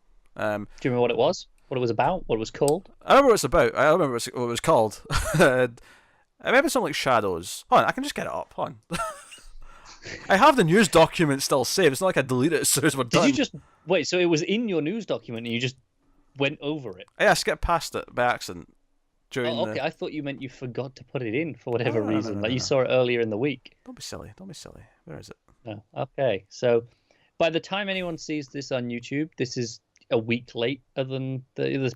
there's been another news episode Yes. since then. Well Go USA has nabbed the North America, UK, and Australia / New Zealand rights. I love how it's a slash New Zealand. They don't get it counted separate. They're just slash. Anyway, Yeah. Zhang Yimou's action epic Shadow. Yeah, oh, I was right. It was singular, but I was right. Just had its world premiere in Venice, and then it's going to have its North American premiere in Toronto. Which, by the way, can I just say how cluttered the news sites are when two festivals are happening at basically at the same time? Yeah. Cluttered Yeah. as shit. Anyway, it'll get a theatrical release in 2019. It is a Mandarin language film, which you'd expect, set in the Pei Kingdom. That's Pei. Is that Pei? Am I saying that right? I would assume so. Yeah. A kingdom ruled by a young and unpredictable king, where the military commander faces peril both inside and outside the palace walls. But he has a secret weapon, a shadow, a lookalike who can fool both Pei's enemies and the king himself. In his obsessive quest for a long-sought victory over a rival kingdom, the commander must execute an intricate plan involving his wife, the Shadow, and the kings of both kingdoms, leading up to a major invasion. I'm intrigued. Oh, that sounds pretty cool. I'm down. Yeah, so yeah, Zhang So, Yimou's got a so new movie coming up. for anyone interested, that was part of the news that went up on September 10th. Yeah, well, yeah. Yeah. I was just double checking you got that date right. So, but Hero's fantastic. We both have this at number Yes, 12. yes. This is a film that kind of like Harikiri actually is Golden flashbacks. the framing device is the flashbacks of Jet Li comes to the Emperor and tells him the story of how he killed this assassin who was going to kill him. These three assassins. Three assassins, yeah. And what's beautiful about this? So he tells us the story. And when he tells the story, I can't remember the order of the colors, right? But let's just say the first one was red. And and when I say there's a color scheme of red, I mean that they all wear red robes. They're all wearing. There's red in the backgrounds, and he tells the story of how he like sought out these assassins and he kind of figured them out. But then the Emperor will sort of point out a flaw. He's like, wait a minute, something doesn't add up. What about this? He's like, you're quite right. And then Jet Li will tell a second verse of the story with new elements, with maybe a new point of view, maybe more going past the point he did before. But new locations. But the colour will completely change, and instead of everyone wearing red and red fabric in the backgrounds, it'll be blue. And then one's white, one's green, whatever, right? So every time he tells a story, it is a completely different colour scheme. So visually, it is beautiful and colourful and bright and bold. It is perhaps the best use of colour I've ever seen in a movie. Yeah. Also, the score is absolutely phenomenal. Yeah, it is. And ultimately, it tells a story where obviously there's a point that he's going to make when he gets to the end and he's told all the stories, and it reveals why he's really there. And it's funny, I think you expect it to end in a big fight. And I think, especially and I hadn't seen Harikiri yet, I'd seen that later, but having seen Harikiri, that ends in a big fight, I'd be like, oh, I'm expecting a big fight at the end. And it doesn't. It actually ends in this really poignant message, and it's very patriotic, I think, for China in terms of what the message is, in terms of because the idea that there was all these warring kingdoms back in the day, and obviously it changed eventually, and this is kind of like the story of how maybe that began to change, and maybe the sacrifices that were made that led to China becoming a unified country. So it's bloody fantastic. Yeah, the fighting scenes are fantastic. Zhang Ziyi, who's a great actress, was in here. I was really excited to see her in the new Cloverfield movie earlier this year because I've not seen her much in a while. All right. But it was great to see her. She's in House of Flying Daggers as well. She's the lead in that. But she's great in this. Jet Li's very good. The Emperor's good. Everyone's good. Fantastic fight scenes. They're very majestic fight scenes where they play with physics a bit. Where they're actually this is the one with the lake. Yeah, the lake fight. Yeah, but they're basically gliding across the lake at one point. So it's not meant to be realistic. It's meant to be like this fabled. It's proper wuxia, just wire work all over. Here's the legend of what happened, and there's a bit more magical than it maybe was. It's almost like a dance in the way it's portrayed, but it's beautiful. It's beautiful. It's stunning, and the ending always makes me kind of smile as the music kicks in. It's very good. It's a fantastic movie. I remember watching this the same day. I ordered like 4 DVDs because this was back in high school before the Blu-ray revolution. Yeah. And this arrived the same day as the original Planet of the Apes, and I can't remember what the third movie was, but I watched this Planet of the Apes and a third movie which was also great and it was like I watched these three great movies back to back for the first time in It's one a day. hell of a day. It was great. And do you know what the sad part is? I never get that anymore, because there was a period in high school where I was seeking out all these movies and they had all these good reputations. It was rare that I didn't encounter one that I didn't like, because I was like, I was so fresh, everything was new. Now, because I've seen so many movies and I'm digging deeper and I'm digging to weirder, it's more hit and miss. And I still find, obviously, I find great movies, right? I find gems, I find classics. But it's more hit and miss. I don't have this anymore. There was times in high school when I'd watch like 3 classics in a row for the first time, and it'd be like, oh shit, I loved all 3 of them, and it was like, Yeah, now you're lucky to get 3 in a week. Yes. But it was a coming of age as a film fan, I suppose. Some of those days where I was bombarded with these excellent, very different films. But there you go. Definitely. Yeah. So Hero. Fantastic. This was the Zhang Yimou film that made me seek out House of Flying Daggers and then Raise the Red Lantern and then a few others. I actually saw House of Flying Daggers first. Oh, really? And then saw Hero, because I was like, hang on, I like that. And then Hero just was like, nope, that is so much better. Both great, but better. I was disappointed. He did a film called The Golden Curse or Golden Flower, I think, soon after. Right. Wasn't as keen on that. Okay. That was kind of dull, I thought, as a film. He's got a lot of films that I've not seen. I really want to see some of his other 90s dramas, because Raise the Red Lantern was very good. So I think they're probably worth checking out. But I sense future influxes. I sense them as well. We have to do Hero. I hate these countdowns, because it always gives us, here's a fresh new list of things that we need to do on Influx that we won't get around to for 2 or 3 years. So that's Hero. So that takes us on to your number 11. So speaking of classics recently discovered, Woman in the Dunes. Aha. Yeah. This is very recent. Just last month we did an Influx on this. This was the Patreon vote winner, I believe. Yeah. So we have our patrons to thank for making us watch this phenomenal movie. So thank you. Okay, I have a confession to make. I think I just forgot about this. You're an awful human. It would have been on there, right? It would have been. I kind of swore I remembered at one point. I have to remember to add that because that was new and not on any of my list yet. And then I think I just forgot after that. Out of interest, ballpark, whereabouts would it have placed? Roughly. Probably mid to late 20s. Okay. Something in there. No, fair enough. Maybe low 30s. I'd have to think about it, but something in that range. Yeah. Because you're not putting the thought into it properly right now. But just so we acknowledge it would have been there. Yes. And you put something else. What was your number 50? Just to be aware that's on there instead of this. The Ring. That was number 50. Oh God. Hey, I've got a much better list than you, so you shut up. That is completely subjective, and you can't prove that. I'll try. We'll be here all night. Not doing that. But Woman in the Dunes. This is one that we covered recently, so we did a full in-depth analysis. We went a while on this about how soul-crushing this movie is, because it is, a guy gets tricked. He ends up in a pit with a woman who is kind of becomes a bit of a wife figure. Is the intent, and it's a sand pit with the home at the bottom, and he can't climb out because the people who put him down there took away the rope ladder, and it is essentially watching him down there away from society, trapped, and just watch him break down over the course of the movie.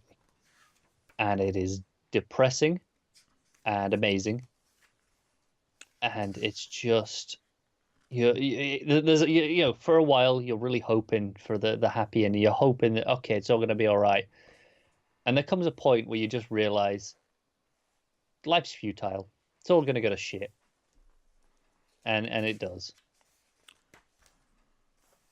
Oh, isn't here? Great. I didn't notice the first time I looked at the page because this book puts the foreign titles first, so I did not recognize Suna no Ona. I'll let you off. As obvious. But yeah, Women in the Dunes is in here.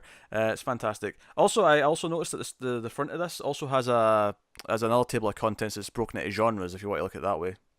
Oh, very nice. Still no countries though. I need countries. Countries are good too. It's incomplete without countries. But no, Women's End is fantastic. Obviously it's a very existential film. It's very symbolic. It's one that you're supposed to read into. It's one you're supposed to think about. What do these things represent? I think it's notable that between, here and 15, I've had Women in the Dunes, Stalker, and Seventh Seal. Yes, yes. It's very, very good. Yeah, it was great. Obviously we just did it like last month, so you can go watch Yeah, our yeah, 40, and 50 shame on minute you for getting discussion. I know, I know. All right. Moving on then to my number 11. Oh no! Wait a minute! Wait a minute! That was a point for Japan. I didn't put that in. it. You were so caught up with the fact that you'd Yes. forgot it, you didn't put the point Yeah, down. they put the point in. It's important. It's important. Okay. And did I do? Yeah, I did the two for China for Hero. Yes. Okay. Number 11 for me is Back to Korea, and that is Old Boy, which you knew was coming. I think everyone knew this was coming. Um, Possibly the first Korean film I saw. Definitely the first Chan-wook Park film I saw, and it's amazing. This was something that was so different. It's such a simple premise. A man is kidnapped. He doesn't know why. He's put in a room. He's held in prison for 15 years, and without explanation, he's let out. And he's told that he's got a week to figure out why he was taken in the first place. And that is the movie. Go. And then on top of that, you have the hallway scene. Which is famous in its own right. Yes. One Yeah. take. Every hallway scene you've seen on TV over the last 5 years, your Daredevil, and their etc. takes. It's all because of this. Even the villainess, I'd argue a lot of that POV sequence at the start is largely Yeah. inspired by Old Boy. Oh, absolutely, yeah. It's just a side-scrolling, and it's funny because I feel like they're trying to up it. They're trying to do like, a POV version of it, or they'll try to do the Daredevil thing where he's gonna, because the Daredevil one's fun. As much as I've grown sour on the Marvel Netflix shows, that Daredevil fight scene is fantastic. But Oh yeah, the camera from behind. yeah, where he's Yeah. just like, but he'll disappear into a room for a second, then he'll come back out and so on. That very, very good. But this one's really simple, and this camera, this wide shot from the side that just tracks left and right as if it's a video game. An old school 2D side-scrolling video game, and it's phenomenal. And the music, the score is fantastic. This is one of a couple of the main themes of this I used to always listen to. Yeah, That main theme is gorgeous. it is, and it's yet another movie that will just absolutely stab you in the gut by the end. Yes. It's not a punch; it's a stab. Yes. Very notable reveals later on. There's the scene where he eats a live squid, which is icky as shit. But it's all about him trying to figure out why he did this. And obviously it's about the theme is revenge. He wants revenge on who imprisoned him. But of course, I don't think it's a spoiler to say that whoever did this is probably getting revenge on him for something. That's probably an obvious assumption to make early on. Yes. Revenge is a cycle. And there you go. Very nicely put. And that's it. So Old Boy is fantastic. So Old Boy at number 11 for me. What is your? We're on to top 10. This is big. This is important. We're at the top 10 foreign language films. What's your number 10? Yeah, my number 10 is a little bit undermined by the fact that you had it quite a little bit earlier, but I loved it. This is The Hunt. Oh, okay, yes. Denmark Yes. gets a point. Denmark. Yeah, this is one you had last video, right? Yep. Yeah. And we spoke a lot about it there. It's Mads Mikkelsen. An accusation is made by a child, and basically the community reacts, and it's this witch hunt where they think that he may have done something, and it's not that, but it's about the accusation and how that affects his life. And even at the end of the movie, it's like, okay, it's still lingering, Yeah. no matter what. That's with him, and that's the point of it. And it's fantastically directed, and I think fantastically acted. Oh yeah. That movie is just stomach churning, but not in a gory way, just in a social interaction way. You're It's churning your stomach. terrifying. Yeah, it's a horror movie essentially. It's not really, is. but it is. No, it feels like it. Yeah. It makes you more afraid than most horror movies do. It does. It does.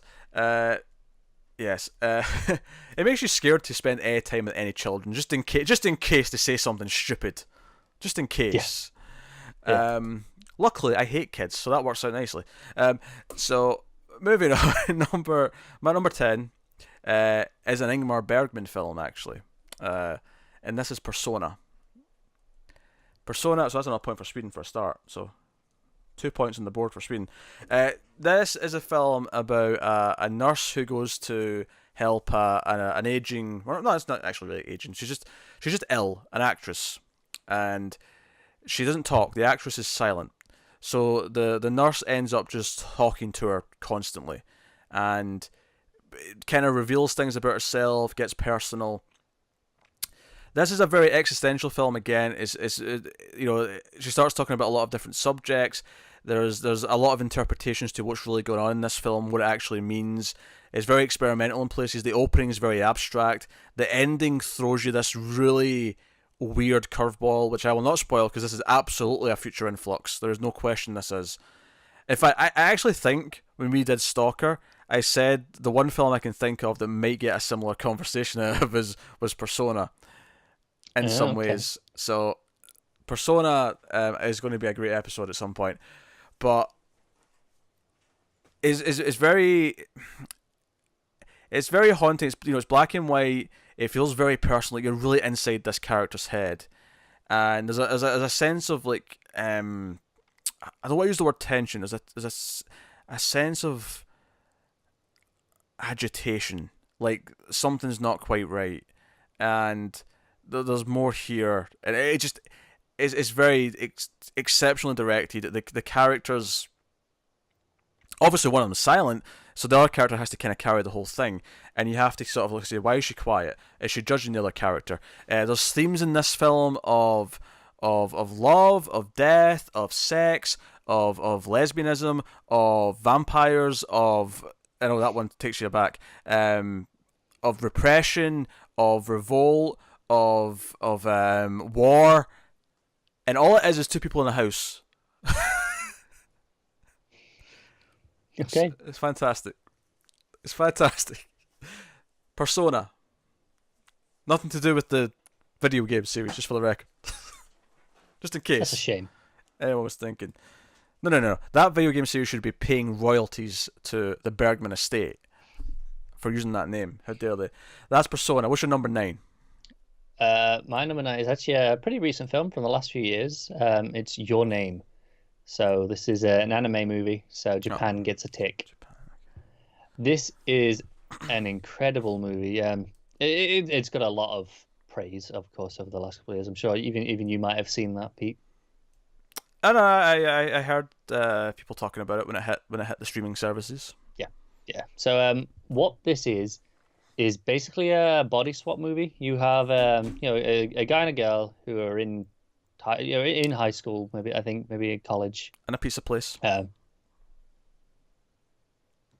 Just let me tell the story. Don't interrupt. I didn't interrupt your persona bollocks. There's a guy and a girl. Can I make it any more obvious?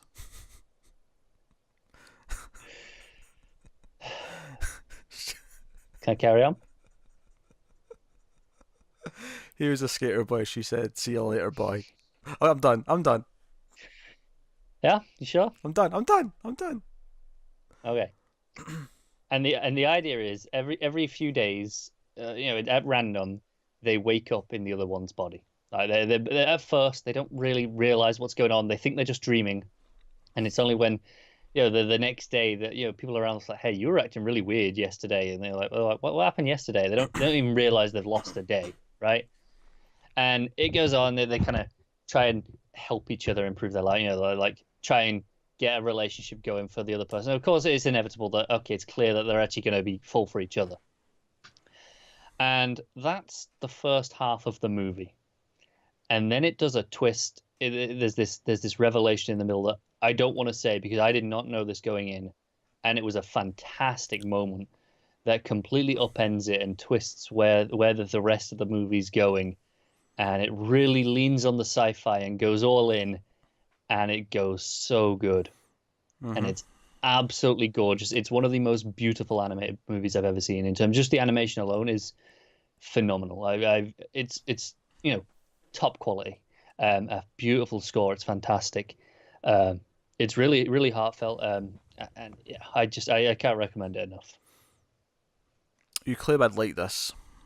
I genuinely think you would. It doesn't fall into any of the anime tropes that you that you dislike. It just plays like a fantastic sci-fi drama that happens to be an anime. Okay. Okay.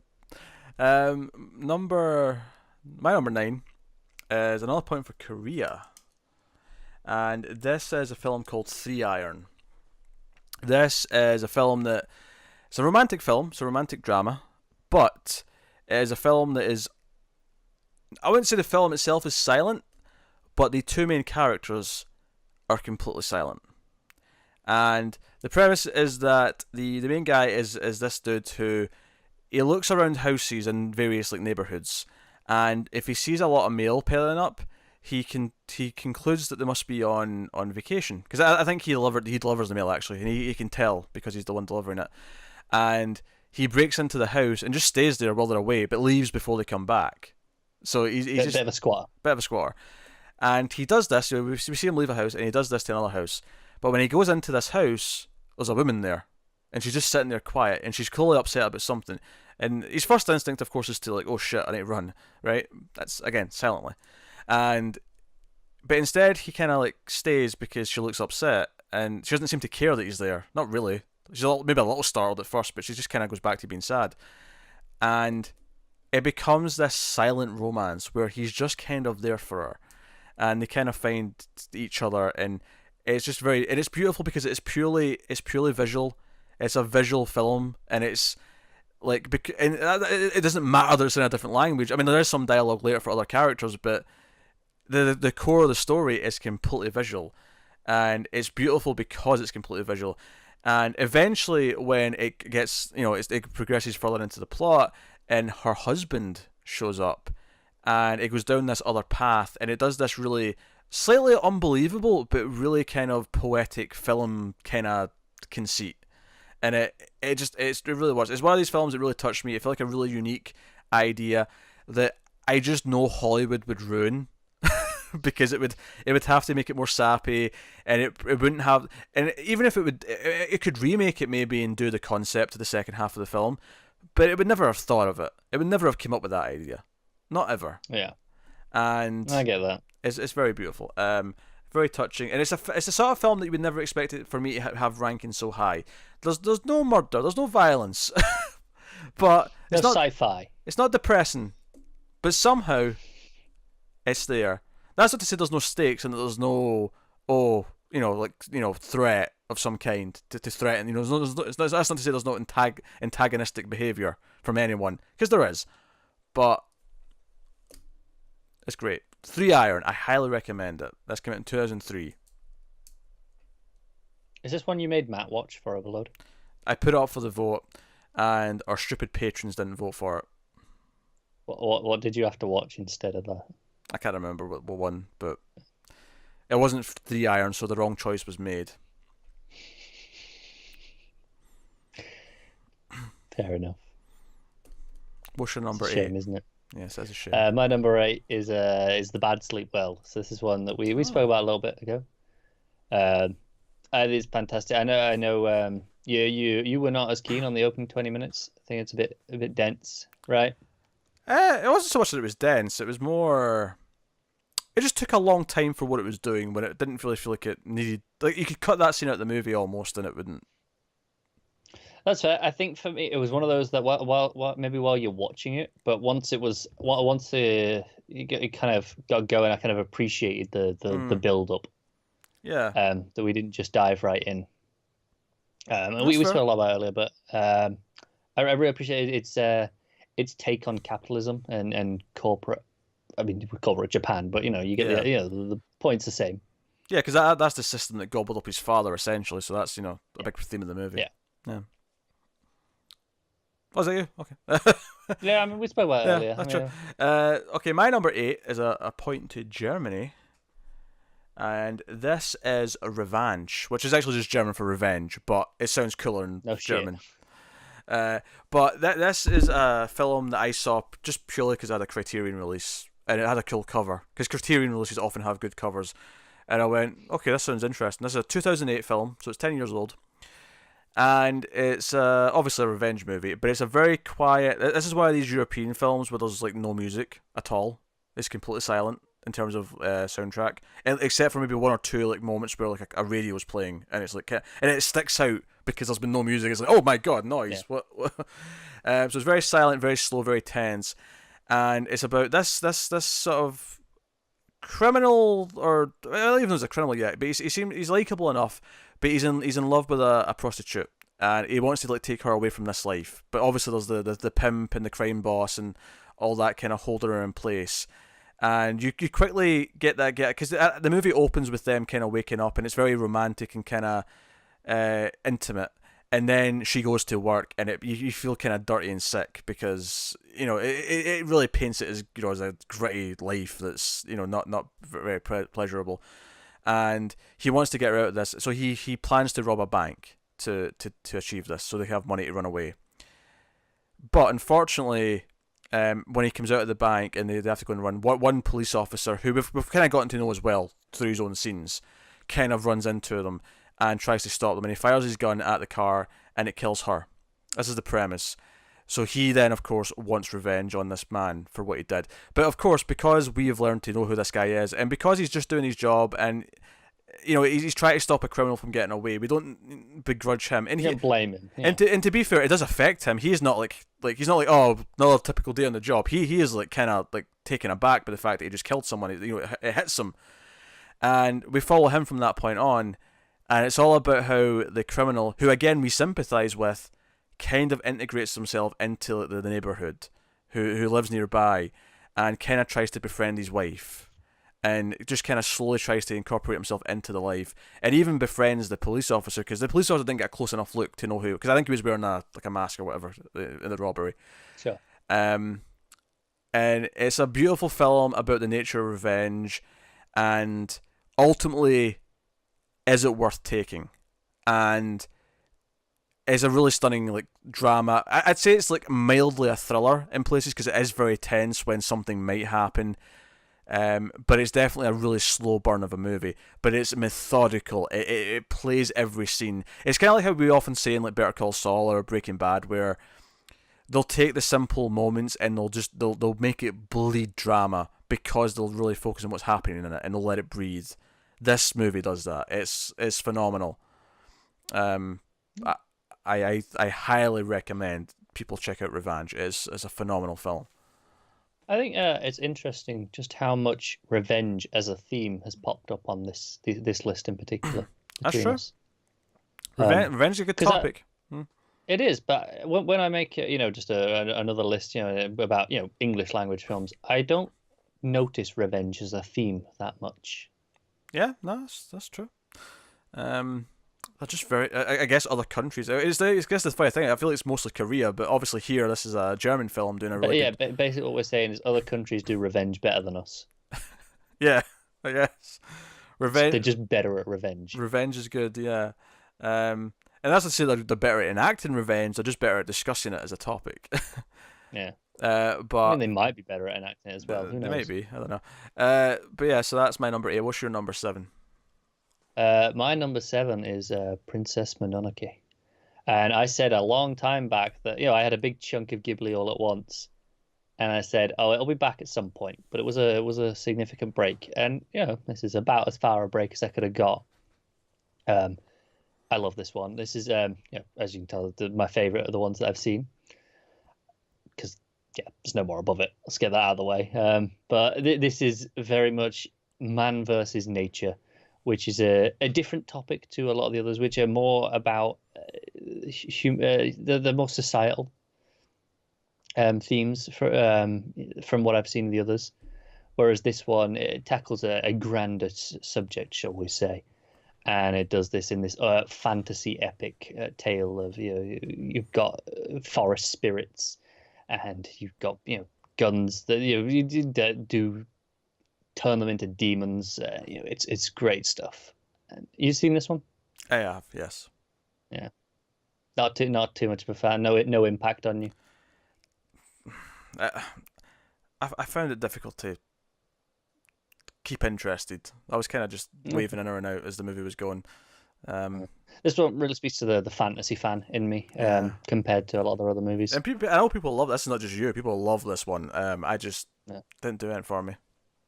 No, it's a shame. But hey, all right. My number 7 is a film called The Wages of Fear, which is a point for France, and this is a Clouseau who did the Murder Loves at 21 that I mentioned way back early in the first part. Yes.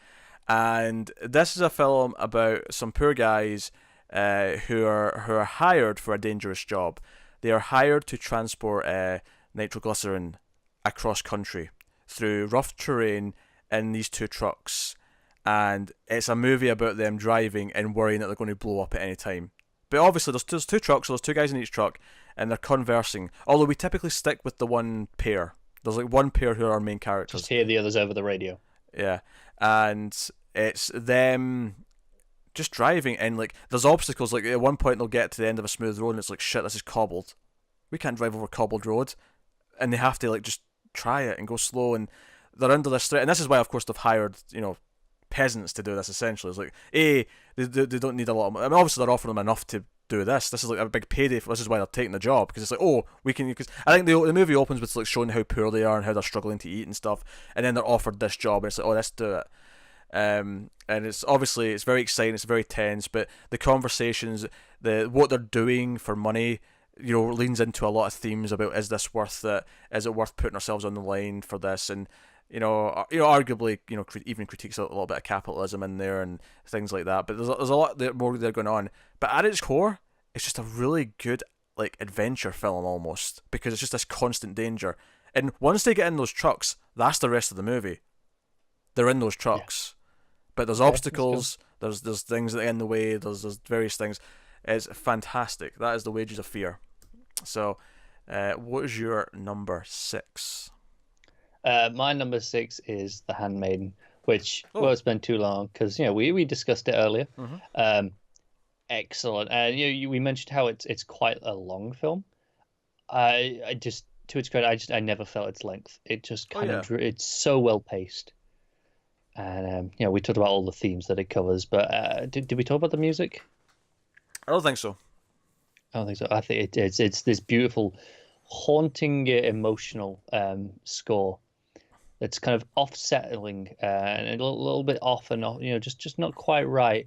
But just kind of, as the movie goes, it kind of edges into the emotional core of it. Yeah. Obviously, I talked about it a lot. So, my number 6 is Stalker. So a point for Russia on the board. Well, 2 now. This was just because we both picked the same movie, so of course it gets 2 points. So obviously we spoke about it before, and I made a point of not avoiding it because I didn't want to spoil that it was coming up quite high. It's phenomenal. Do you know what I love about this? Just despite everything else we already said, this film is purely about ideas. It doesn't even show a lot of things. It shows just enough to spark your idea. And in a weird, despite the fact that it's a really heady philosophical film where you definitely have to be an adult to like appreciate it, there's an element of it that kind of works in like almost like a childlike adventure where, like you pretend there's lava in the floor, or you pretend that this is a dangerous zone, or you pretend this or that. It functions to the most basic human storytelling methods of just pretending something's going on, but uses it to tell like these great ideological conceits and ideas of humankind. Yeah, I think one of the biggest credits that we can give it is I just checked, an hour and a half we spent on that in Flux episode, and I feel we had to cut ourselves off. Like, we could have gone on a lot longer, and we were like, an hour and a half is probably enough. People are going to be sick of us. Yes. Stalker's fantastic. Stalker, every so often, like I said, this used to happen all the time in high school when I was discovering like tons of movies for the first time. But nowadays, every so often there'll be a movie, a classic specifically, obviously a new movie can do it as well, but a classic that just immediately shoots to the moon. I think on the episode I didn't want to give it a 10 because I wanted to give it some time to sink. It's been some time. It's this high. It's a goddamn 10. It's a masterpiece, and That's fair. I ship Stalker and moviegoers. I ship them hard. I think it's interesting that it tells me that, okay, we're into your 10s now. Oh yeah, we've probably been into my tens for a few movies now, but yeah. Okay, fair Yeah. enough. Uh, so yeah, that's my number 6. What's your number 5? It's Old Boy. We spoke a Ah, lot about this one oh already. boy. I mean, not too long ago. Uh, it's fantastic, isn't it? And I spoke about the stab in the stomach, not a punch in the gut. It's the stab, and that lingers for a long time, and that alone is just more effective than most movies ever get to be. Do you know what I'll add to it? I'll add to after the stab, the metaphorical stab, is the emotional reaction to that stab from characters is actually just as equally stabby and painful. Yeah, yeah. I can't believe that Hollywood tried to remake this. Because Oh what's the yeah, point? yeah, no point. This does not work in Hollywood. It No, can't be done. yep, no. And it's not to say that Hollywood can't be amazing and be masterpiece level. It can be, but it's masterpieces. It's different things. It's very good at different things. It can't do this movie. My number 5. We're getting to the heavy hitters here in terms of notoriety here. I can tell we've been doing it going a long time. I feel like we started tired, we got really jazzed up in the middle, and now we're coming back down again because we went so long. Yeah, we crashed again. Seven Samurai, number 5. Mm. You knew it was going to be high. I mean, Kurosawa, the film that has been ripped off, remade, parodied, everything. Not only that, the remake has been remade. Magnificent Seven got a remake. Which I'm going to go on record as saying I think I prefer the remake of Magnificent Seven to the original. I never saw it. I didn't like the original that much though, so I can believe it. I thought the original was fine, but was okay. the new one I thought was pretty good. When I saw that after Seven Samurai, it had no character for me. I wasn't into it. And this is the thing. At that point, I'd seen Fistful of Dollars and the Man with No Name trilogy. I'd seen Once Upon a Time in the West, which is mwah. But it just didn't have the personality that those movies did, the bite, the character. But anyway, I stand by the best remake of Seven Samurai is A Bug's Life. I mean, sure. I feel like Still Seven Samurai, don't get me wrong. I feel like it'll be topped. It'll be topped. It might well be, but it's the best one I've seen yet. But yeah, Seven Samurai village has been extorted by bandits who come around and demand food, and they keep demanding more and more to the point where they can't survive anymore. So they use what little they've got left to hire 7 samurai to defend their village. So the movie's the 7 samurai kind of coming to terms, prepping, training, planning for the eventual attack, and then ultimately the big fight that happens when they come. And it's almost got a heist movie structure. It's a heist movie in that they come together, they plan, they prep for one big job, and then the big job happens over the last 30-40 minutes. That's a heist movie. They're just not stealing anything. No, it's true. It's a plan of attack. Or I never thought about it that way. arguably, it's Home Alone just with 7 samurai instead of one kid. They're planning for the invasion. It's just it's lots of Marvs and lots of Harrys. It's true. So obviously, I mentioned 13 Assassins a little while ago, and I talked about how that was all okay. We're going to set all the traps in the village. Yes. And then it's 13 against an army. It's not too dissimilar. Yeah.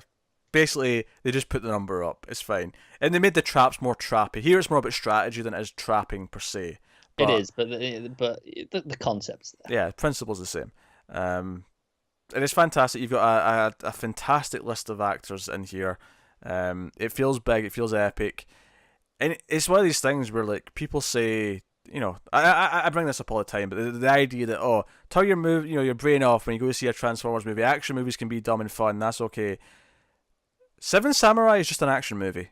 That's all it is. It's a very long action movie, but it is an action movie. It's an action movie, and it's a goddamn masterpiece. It is not dumbed down. You don't have to turn your brain off for it. It is an action movie with a really simple plot, and it is perfection. So do not tell me that to enjoy an action movie that's just an action movie, I have to turn my brain off. I do not. You can still respect your audience, and I'm not saying all the good ones have to be as good as Seven Samurai, because they don't. Die Hard, I don't think you have to turn your brain off for. I don't think you have to turn your brain off for, pick a, I don't know, any good action movie. So really. I think the best action movie. This movie doesn't quite fall into that category, but some of the best action movies, you don't have to turn your brain off, but you can. Oh sure. You can if you want to, and you'll still get a damn fine movie. But you don't have to. You don't have to. No, you should never have to. Because even if it's stupid, you should still enjoy the stupidity, because the stupidity's in and of itself is making either commentary or jokes or whatever, instead of just being stupid because it's the only way you can make your plot work. Yeah.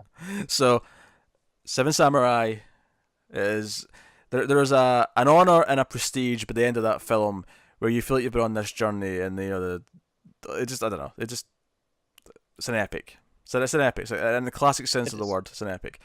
And obviously it's masterfully directed by Kurosawa. So what is your number 4? My number 4 is Diabolique, which I believe is a point for France. Point for France, indeed. This is Clouseau. It is, yes. I feel like you might have had it, but I'm maybe surprised. Maybe it's still to come, and you're being cautious. But no, this is a fantastic movie where these two women plot a murder, and they commit it, and the body vanishes, and it becomes this psychological thriller of what happened. Who is someone onto us? What's going on? Is there more than seems apparent? Was he dead? It's full of wonderful images and silent, like, really suspenseful moments. So the last 5 minutes is almost heart attack inducing, just purely because of what the character's going through as things happen, and it's gold. You truly can feel your heart, just thumping in your chest, like in panic for them. The first half of the movie as well, which is the planning of the murder, is very good, and it does a great job of basically justifying why they're doing it. It's kind of like, oh yeah, this guy's awful. Kind of puts you on their side, yeah. Yeah, he's awful. It may not be technically the right or the moral thing to do, but the fact that the wife is trapped in this relationship and she wants to leave and he won't let her, and she'll never get away because he's got all, I can't remember what the exact reason is, but she can't just leave him for a couple of different reasons, and it's like, no, this has to happen, and the suspense as she waits for him to arrive at the destination for the proposed murder, the waiting, the setting up the plan, all the little pieces in place, mapping it out. You're just waiting for something to go wrong. Yeah, executing it, then disposing of the body, all this stuff, and then the mystery later on of what happened to it, and just all that stuff. It is fantastic. Yeah, it is. Cool. My number 4 is one that you've had already. It is Godzilla. So I'll point to Japan, I suppose. This is. Obviously, I enjoy a lot of the sequels. I enjoy the goofiness. I enjoy Godzilla fighting things, but ultimately, it comes to, it's kind of like Halloween, and I like some of the sequels, and I'm happy for them to keep making them. But ultimately, all that really matters is that the first one exists, and it's a standalone film. That when I watch the first film, I don't really think of it as being in continuity with the rest. When I'm watching the rest, the first one's in continuity. But when I'm watching the first one, it ends at the end of that movie. It's just the first one. Yeah, no, I agree with that. And it, Godzilla's scary. He's a force of nature. The cinematography in black and white makes even that goofy suit. Because later on, when you see that suit in color, it's just like, oh yeah, the mystique is gone. Yeah, the black and white does a good job of actually hiding it. Yeah, but it treats it like as a horror movie. When Godzilla's rampaging through those city streets, it's a nightmare. Yeah, it's an unstoppable nightmare. And of course, the whole thing, as you said earlier, when you picked it, it's about atomic bombs. It's about what happened to Japan. It's about the fear of that, and meddling with things we shouldn't. It feels very personal to the nation. Yes. And it feels raw and passionate because of that, I think, because it is like that. So it's great. So obviously we talked about it a little bit before. Talked about the music, talked about the direction, and everything. So it's great. Yeah. It's got the legacy it has for a reason, even though the legacy might have turned into this have monsters fight. Yeah, but it's worthy of remembering. Absolutely, absolutely. If you never want to watch any of the sequels, the goofy ones, that is absolutely fine. But watch You Godzilla. should definitely watch this. Yeah. Watch the first one. What's your number 3? Can I get out of the way real quick because we just had a big discussion on it? It's Seven Samurai. Um, I wanted to jump in, but it was 3, not 4, so I had to wait. Um, Joe, what's funny? Joe, what's funny about it is that I'm surprised that neither of us had it at 7. Just for the. Actually, what did you have 7 still Yeah. at? 15. Okay, never mind. Yeah, yeah, I know. I thought about that. Anyway, so yeah, Seven Samurai. Yeah, we just gushed over it for like 5 minutes. That's true. So We we'll did. just move on. So we can move on. All right, my number 3. Sweden is getting a point for Let the Right One In. Number 2.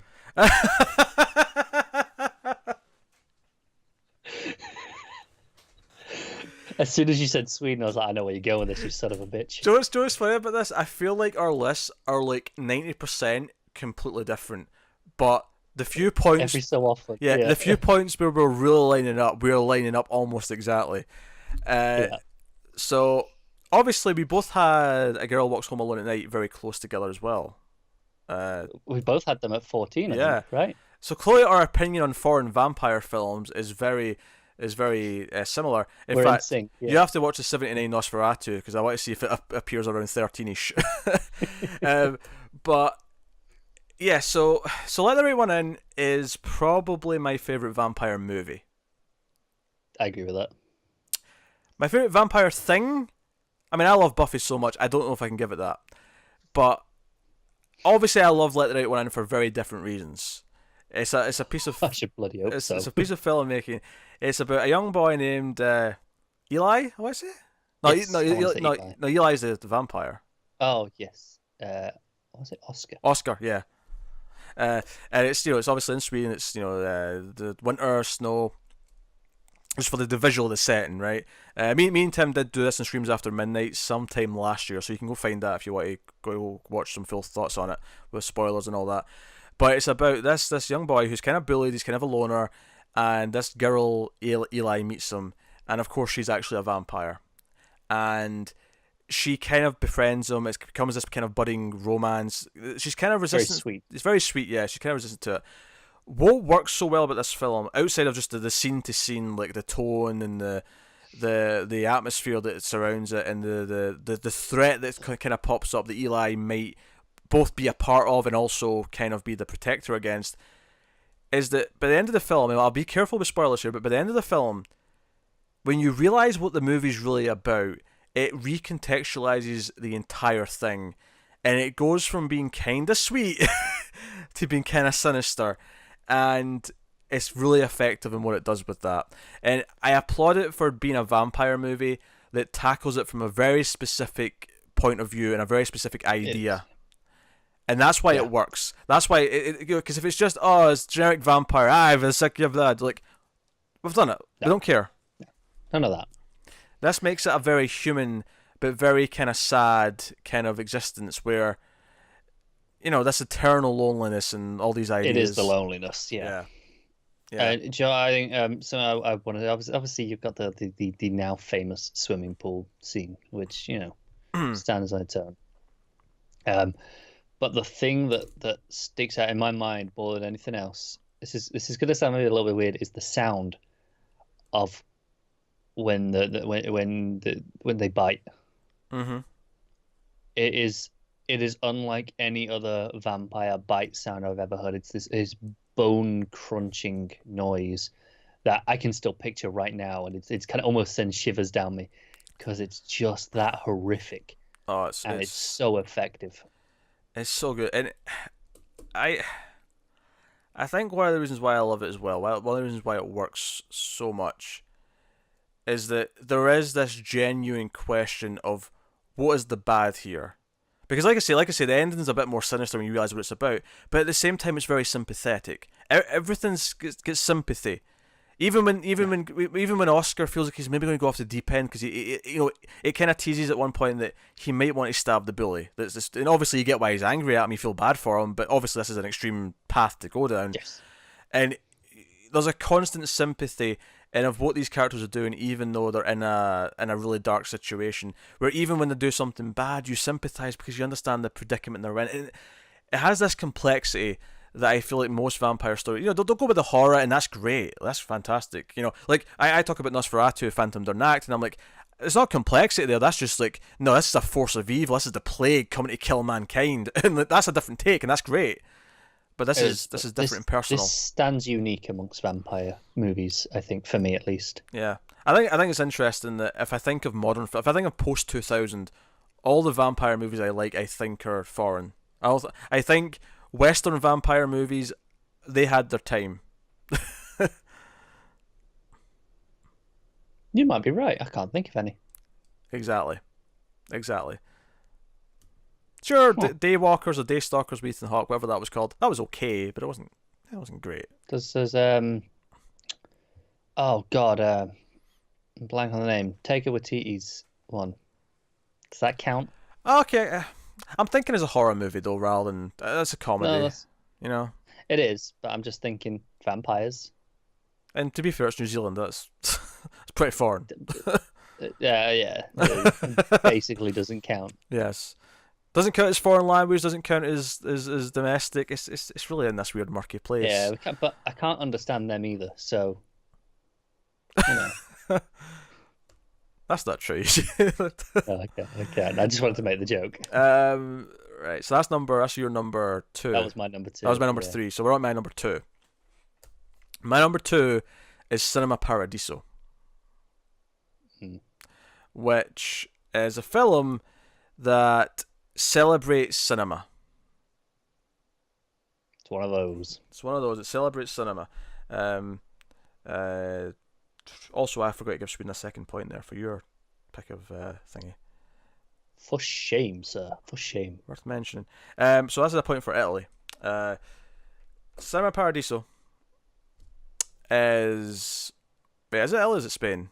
I'm doubting myself now. Do you want me to check? Check Cinema Paradiso. Do you know what? I feel like I've had this debate myself before, and I always seem to forget if it's Spain or Italy. Anyway, Cinema Paradiso is about a young boy who kind of befriends this projectionist who shows films. Go on, what is it? You can see it by now. Italian. It's Italian. All right, good. All right, I was right. Okay, I was right. You were right the first time. I doubted myself. Anyway, so it's about this boy who befriends a projectionist, and projectionist shows all these films, and it's back in like the 20s, 30s, and they have to cut out all the kissing scenes because they're seen as risque. So he's upset. So the kid like sneaks up. He goes into the projectionist room where he's been cutting them all up, and he sort of looks at them. He's trying to see the naughty parts. And it's this friendship between them, and it takes place over the kid's whole life. We get to the point where he's an adult later on, and it's this friendship, and it's what he teaches him about film and all the rest of it. And I don't want to spoil too much. I will say a couple of things. I will say watch the director's cut. It's a good 25 minutes or something like that longer, and I've never seen. You know what? Yeah, that's the only reason I've not seen this before. Is that it's been streaming in places before, but it's always been theatrical cut. So I've always gone, I'll leave it. And I'm sure the theatrical is still good, but reading what they take out of the director's cut, which is the one that I've only seen, I can't imagine losing those parts. Like I can't imagine taking that context away for some of the stuff later on, because it's all stuff late in the movie they take out. I think for the most part, but it's this friendship, it's this coming of age story, it's a love of cinema, and I will say this right now. The final moment of this film, the final scene, might be my favourite ending to a film. It might be my favourite final moment that is just... It does this neat little trick where it's not a twist or anything like that, but it's just this neat little thing that just... It's like... It's very rare that you almost come to tears of joy when you're watching a film. But this just about does it. If you're just human enough to feel the emotions, which Connor isn't, so he won't do it. But... If you're just human enough to feel the emotions, the final moment... It's not my fault I'm ginger. The final moment that the music plays, it's so good. It's so good. I can't say enough nice things about this. It's, he's a little troublemaker at first, and then, projections kind of teaches some sense into him, and it's so good. So there you go. You get young romance in there that kind of... and blah blah blah. It's so good. I don't want to spoil it. So proud of you, so good. Which does take us on to your The most number one, coveted spot. Yes. Connor's favorite foreign language film. So why is it Cowboy Bebop the movie? I already had that earlier. I know. I just wanted to crack the joke. Go on. Oh, Right. I know, but you could have at least picked something I hadn't said. Couldn't think No, of but we are back to Japan for one last time, and we are back to Kurosawa one last time. This is Throne of Blood. I love this movie. This is so this is obviously his take on Macbeth, set in samurai times. Still, it's not like his Hamlet, which was modern. Yeah, feudal Japan, as people often call it. It is, but I feel like we've said samurai times enough now that I kind of just feel like we should stick with it. But yeah, no, this is you've got the general and his wife kind of egging him on to be ambitious and going, go on, you can be the Lord, you can do this. And it's in that sense it's a very faithful adaptation of Macbeth, and it's got it's because it's a unique tone amongst Kurosawa's movies for me.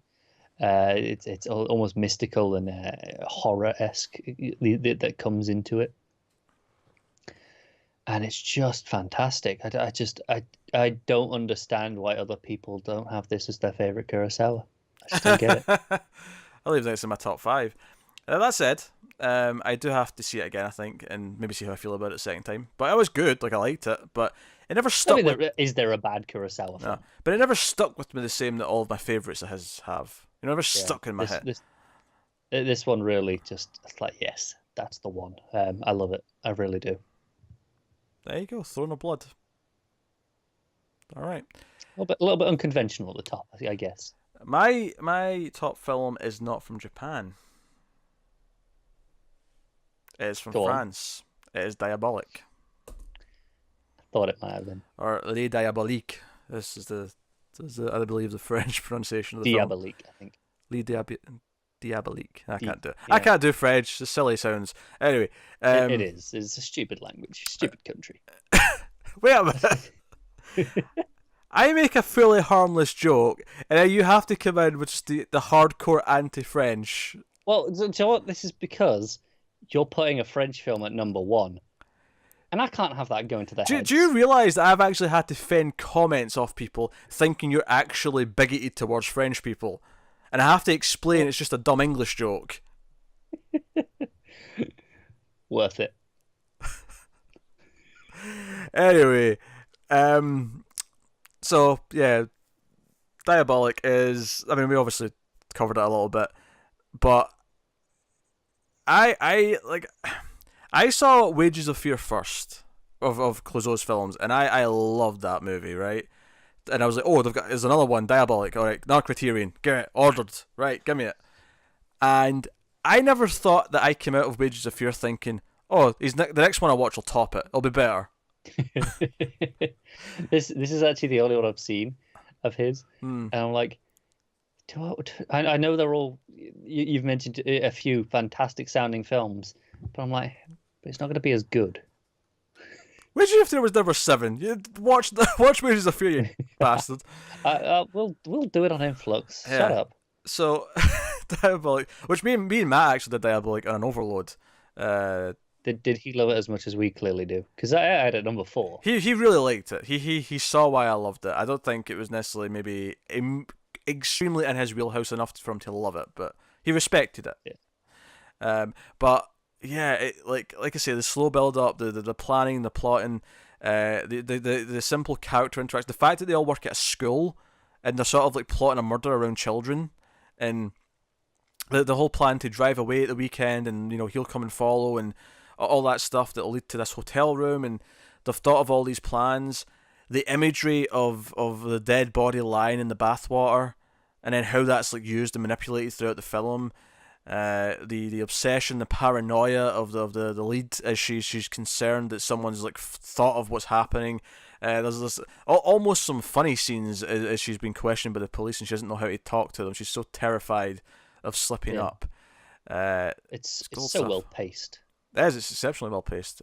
Because Uh, it's a film of two halves, which often when you say that can work against its favor because it can feel too distinct, right? And it can feel like a bit of a shift.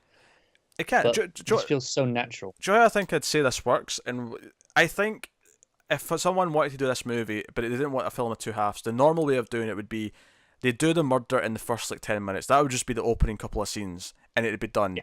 And then the movie would be about the post murder. But I think what Clouseau does here is he respects that the build up, the choice to do it, and the action of the murder are important for the paranoia and the guilt that comes after. And Absolutely. that's what makes it all work. Because it, again, like we say, if you give your idea, your premise, your scene the time it deserves to really explore the idea of what she's doing. She's committing murder here. She's acting it out. She's going through all these plans. Giving it that time in all the hesitation moments, all the little moments, all the beats of fear, the beats of excitement almost, the beats of necessity and all these things. That's what makes all the stuff in the second half feel real and feel like the tension's really there. And what I love about it is, obviously the film is, diabolical is kind of what it translates. I assume it translates as diabolical anyway. I don't think it does. Oh, actually, no, it doesn't. It's the Fiends. That's what it translates as. Fiends. It's like demon, isn't it? Yeah, it's the Fiends. Which actually, I mean, obviously diabolical still fits the It movie. works, yeah. The Fiends actually works really well as the original title for France because of ultimately it's about horrible people. All right, who she's killing, and where the film goes. It all kind of just works and it's masterful. And I wasn't sure what I was going to make number one when I sat down. It could have been probably anything in my top like 6, I think. And I sat down and thought about it, and I really, really gave it some time. But there you go. There's our top 50 foreign language films told over about 3.5 hours total between the two parts. With an added news story though. Let's not forget. That was like a minute. Yeah, I know, but I just want to it just for transparency's sake. Yes. Also, I don't want someone in the comments going, "It wasn't all that. You did this as well." Also, I think at the start of each like influx now, I have to hold up the Bible and we'll do a little, little prayer, little. All right. Okay. Praise be to the movie gods. Maybe only if it's in there. Kurosawa and Bergman and who's the third of the Holy Trinity? Kurosawa, Bergman. I suppose we should pick. Are we sticking with foreign ones? No, it shouldn't be foreign. I guess you have to go with Kubrick, maybe. That's the first one that comes to mind. No, Hitchcock, I guess. Yeah. Kubrick. I'll go with Kubrick. I think he fits the other two better. Yeah. The Holy Trinity of Kubrick, Bergman, and Kurosawa. We come before you. Thank you, blessed by lords, for giving us these quality films and inspiring generations. What we're saying is, give us your prayer in the comments, and maybe we'll read it out. Oh, sure. I'm giving you work. Oh dear. Movies are bloody good. See, doing this list, I was like, damn, I've seen a lot of good movies.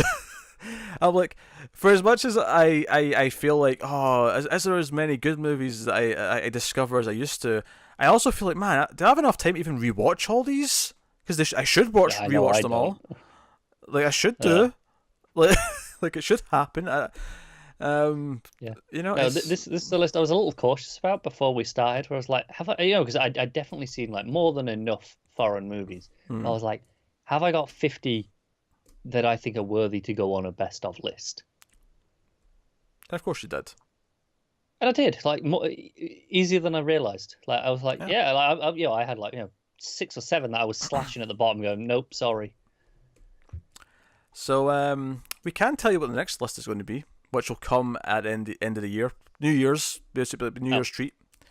This will be the top 50 movies of the 1980s, which was almost what we were going to do this time, but we wanted to like put other things in between the decades, so it wasn't just decade. So world cinema, and then next time is going to be the top 50 of the 80s, which I am excited about. I love the 80s as a decade for movies, and I think it'll be interesting seeing the differences because Connor didn't grow up watching a lot of the same movies that the rest of us human beings did. So he doesn't have the same attachment to a lot of the films that the rest of I us like. don't. My list is going to be interesting. I don't even know what it looks like yet. I have no idea. Yeah, yeah. I But could I probably. know it will not look anything like yours. Yeah, I could throw out probably a rough top 10. Just thinking about it quickly. I couldn't. I can see certain movies, and I know that's definitely going to be, and I know this is definitely going to be there, but I'll be curious to see how much schlock I have, because there's a lot of schlock in the 80s that I love. I'm telling you now, I'm kind of expecting Chopping Mall to be on that top 50. I'm kind of expecting it. I'm not gonna lie, it might be on mine. I'm seeing a lot of John Hughes movies. Alright, okay. I'm I'm seeing like okay, I can see a handful of them on there. Oh, but it does leave one last thing. I have to give you the final scores of the country We battle. do. How much did Japan win by? It might be Germany for second. Germany or Korea? I'm not sure. Right, so here's how it goes. I'm going to try and go in order from lowest to highest, just from a glance, because it's tally marks, so it's not immediately apparent for all of them. But so we have Poland and Spain in last place. Oh, so and Mexico, sorry, all tied with 1 apiece. So we have that, and then with 2 apiece, we have Hungary, Denmark, Russia, and Iran. Oh, and I missed Taiwan for 1. Sorry, that was nestled in, surrounded by other things. So 4-1, and then we had Hungary, Iran, Russia, Denmark for 2. And then with 3, we have Italy on its own. This is where we start to separate a little bit. Let me just check. Then next with 6, we have Germany. Oh, maybe not quite as high as I thought it was. No. I think it was just you had quite a few in this half that made it feel like there was more. And then with 8, we had China/Hong Kong. And then with 11, we had France. Very respectable. With 12, we had Korea. I was close. And with... How many? This is Japan now, right? And with 36 is Japan. 36 out of 100. It's a third. It's not bad. Yeah. Could be worse. I mean, it's could be worse. Yeah. Yeah. Yeah. And someone's going to add those up and realise it doesn't actually equal 100, in which case it's close enough. You've definitely missed one somewhere. In which case it's close enough. Yeah. It's close enough. I feel confident that represents the rough percentage of Japan that is in that. Yeah, give or take. In that list. So that is it. This has been a fun countdown to do. I had fun figuring this one out. I think it's probably revealed a lot of films to people that, if people enjoy watching us talk about these types of movies but haven't seen as many of us, I feel like there'll be a lot of things in here they probably noted down and said, hey, I want to watch that now, or I might check that one out. So I think it was interesting to see how many films that were different on our list. We had points where we lined up so much, right? Mm-hmm.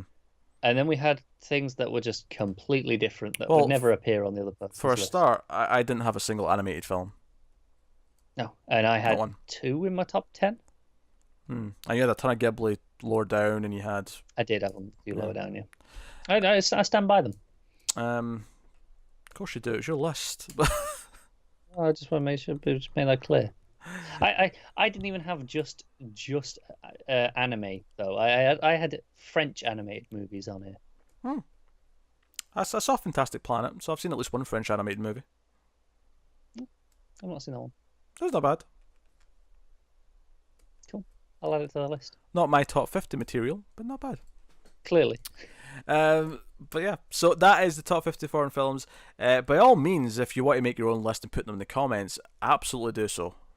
We encourage it, because then we get to get some recommendations of what's in your list, because we can tell from the other films if we think your taste is any good, and then we can take some of the other ones and take them. Maybe do a future influx, because we often need ideas. But that said, if you want to give us ideas for influx, you can be a patron and you can submit movies to the vault. Of course, Patreon at patreon.com/MailFuzzTV. That is where you can go, and the vault itself is a to-do list of movies that our patrons at the $5 tier get to submit films to. And you also get to, vote on a monthly episode and stuff. But mostly you get to feel good that you you contributed and you're supporting the channel and the show and everything we do here and keeping the reviews coming. And also, if you want to just go at the dollar tier though, which is also great, $1's fantastic. You can get episodes of this show a week early, as well as some other stuff, including Overload, which is another movie show. So, by all means, go over and check that out. And you can add movies to the vault. The list is public though. You can see the list if you're in the public. If you're not a patron, just the patrons get to add to it. If you go to our Patreon anyway, even if you're not planning on becoming a patron, the top post there has a bunch of links that are very useful for everyone, and that includes the links to the vault where you can see those. Yeah, it has links to all the audio feeds, has links to all the everything. Yeah, Twitter, Facebook, all the rest of it. Obviously, some of that's in the description as well. But yeah, that is us. So yeah, we'll see you next time for the Patreon winner that was voted in August for the month of September, which is Silence of the Lambs. That is the next episode, so we'll see you for that. So it's kind of a biggie. It's a classic, yeah. Yeah. So we'll see you for that. Thank you very much once again for watching or listening. We always appreciate it. Keep watching movies, guys, and we'll see you next time.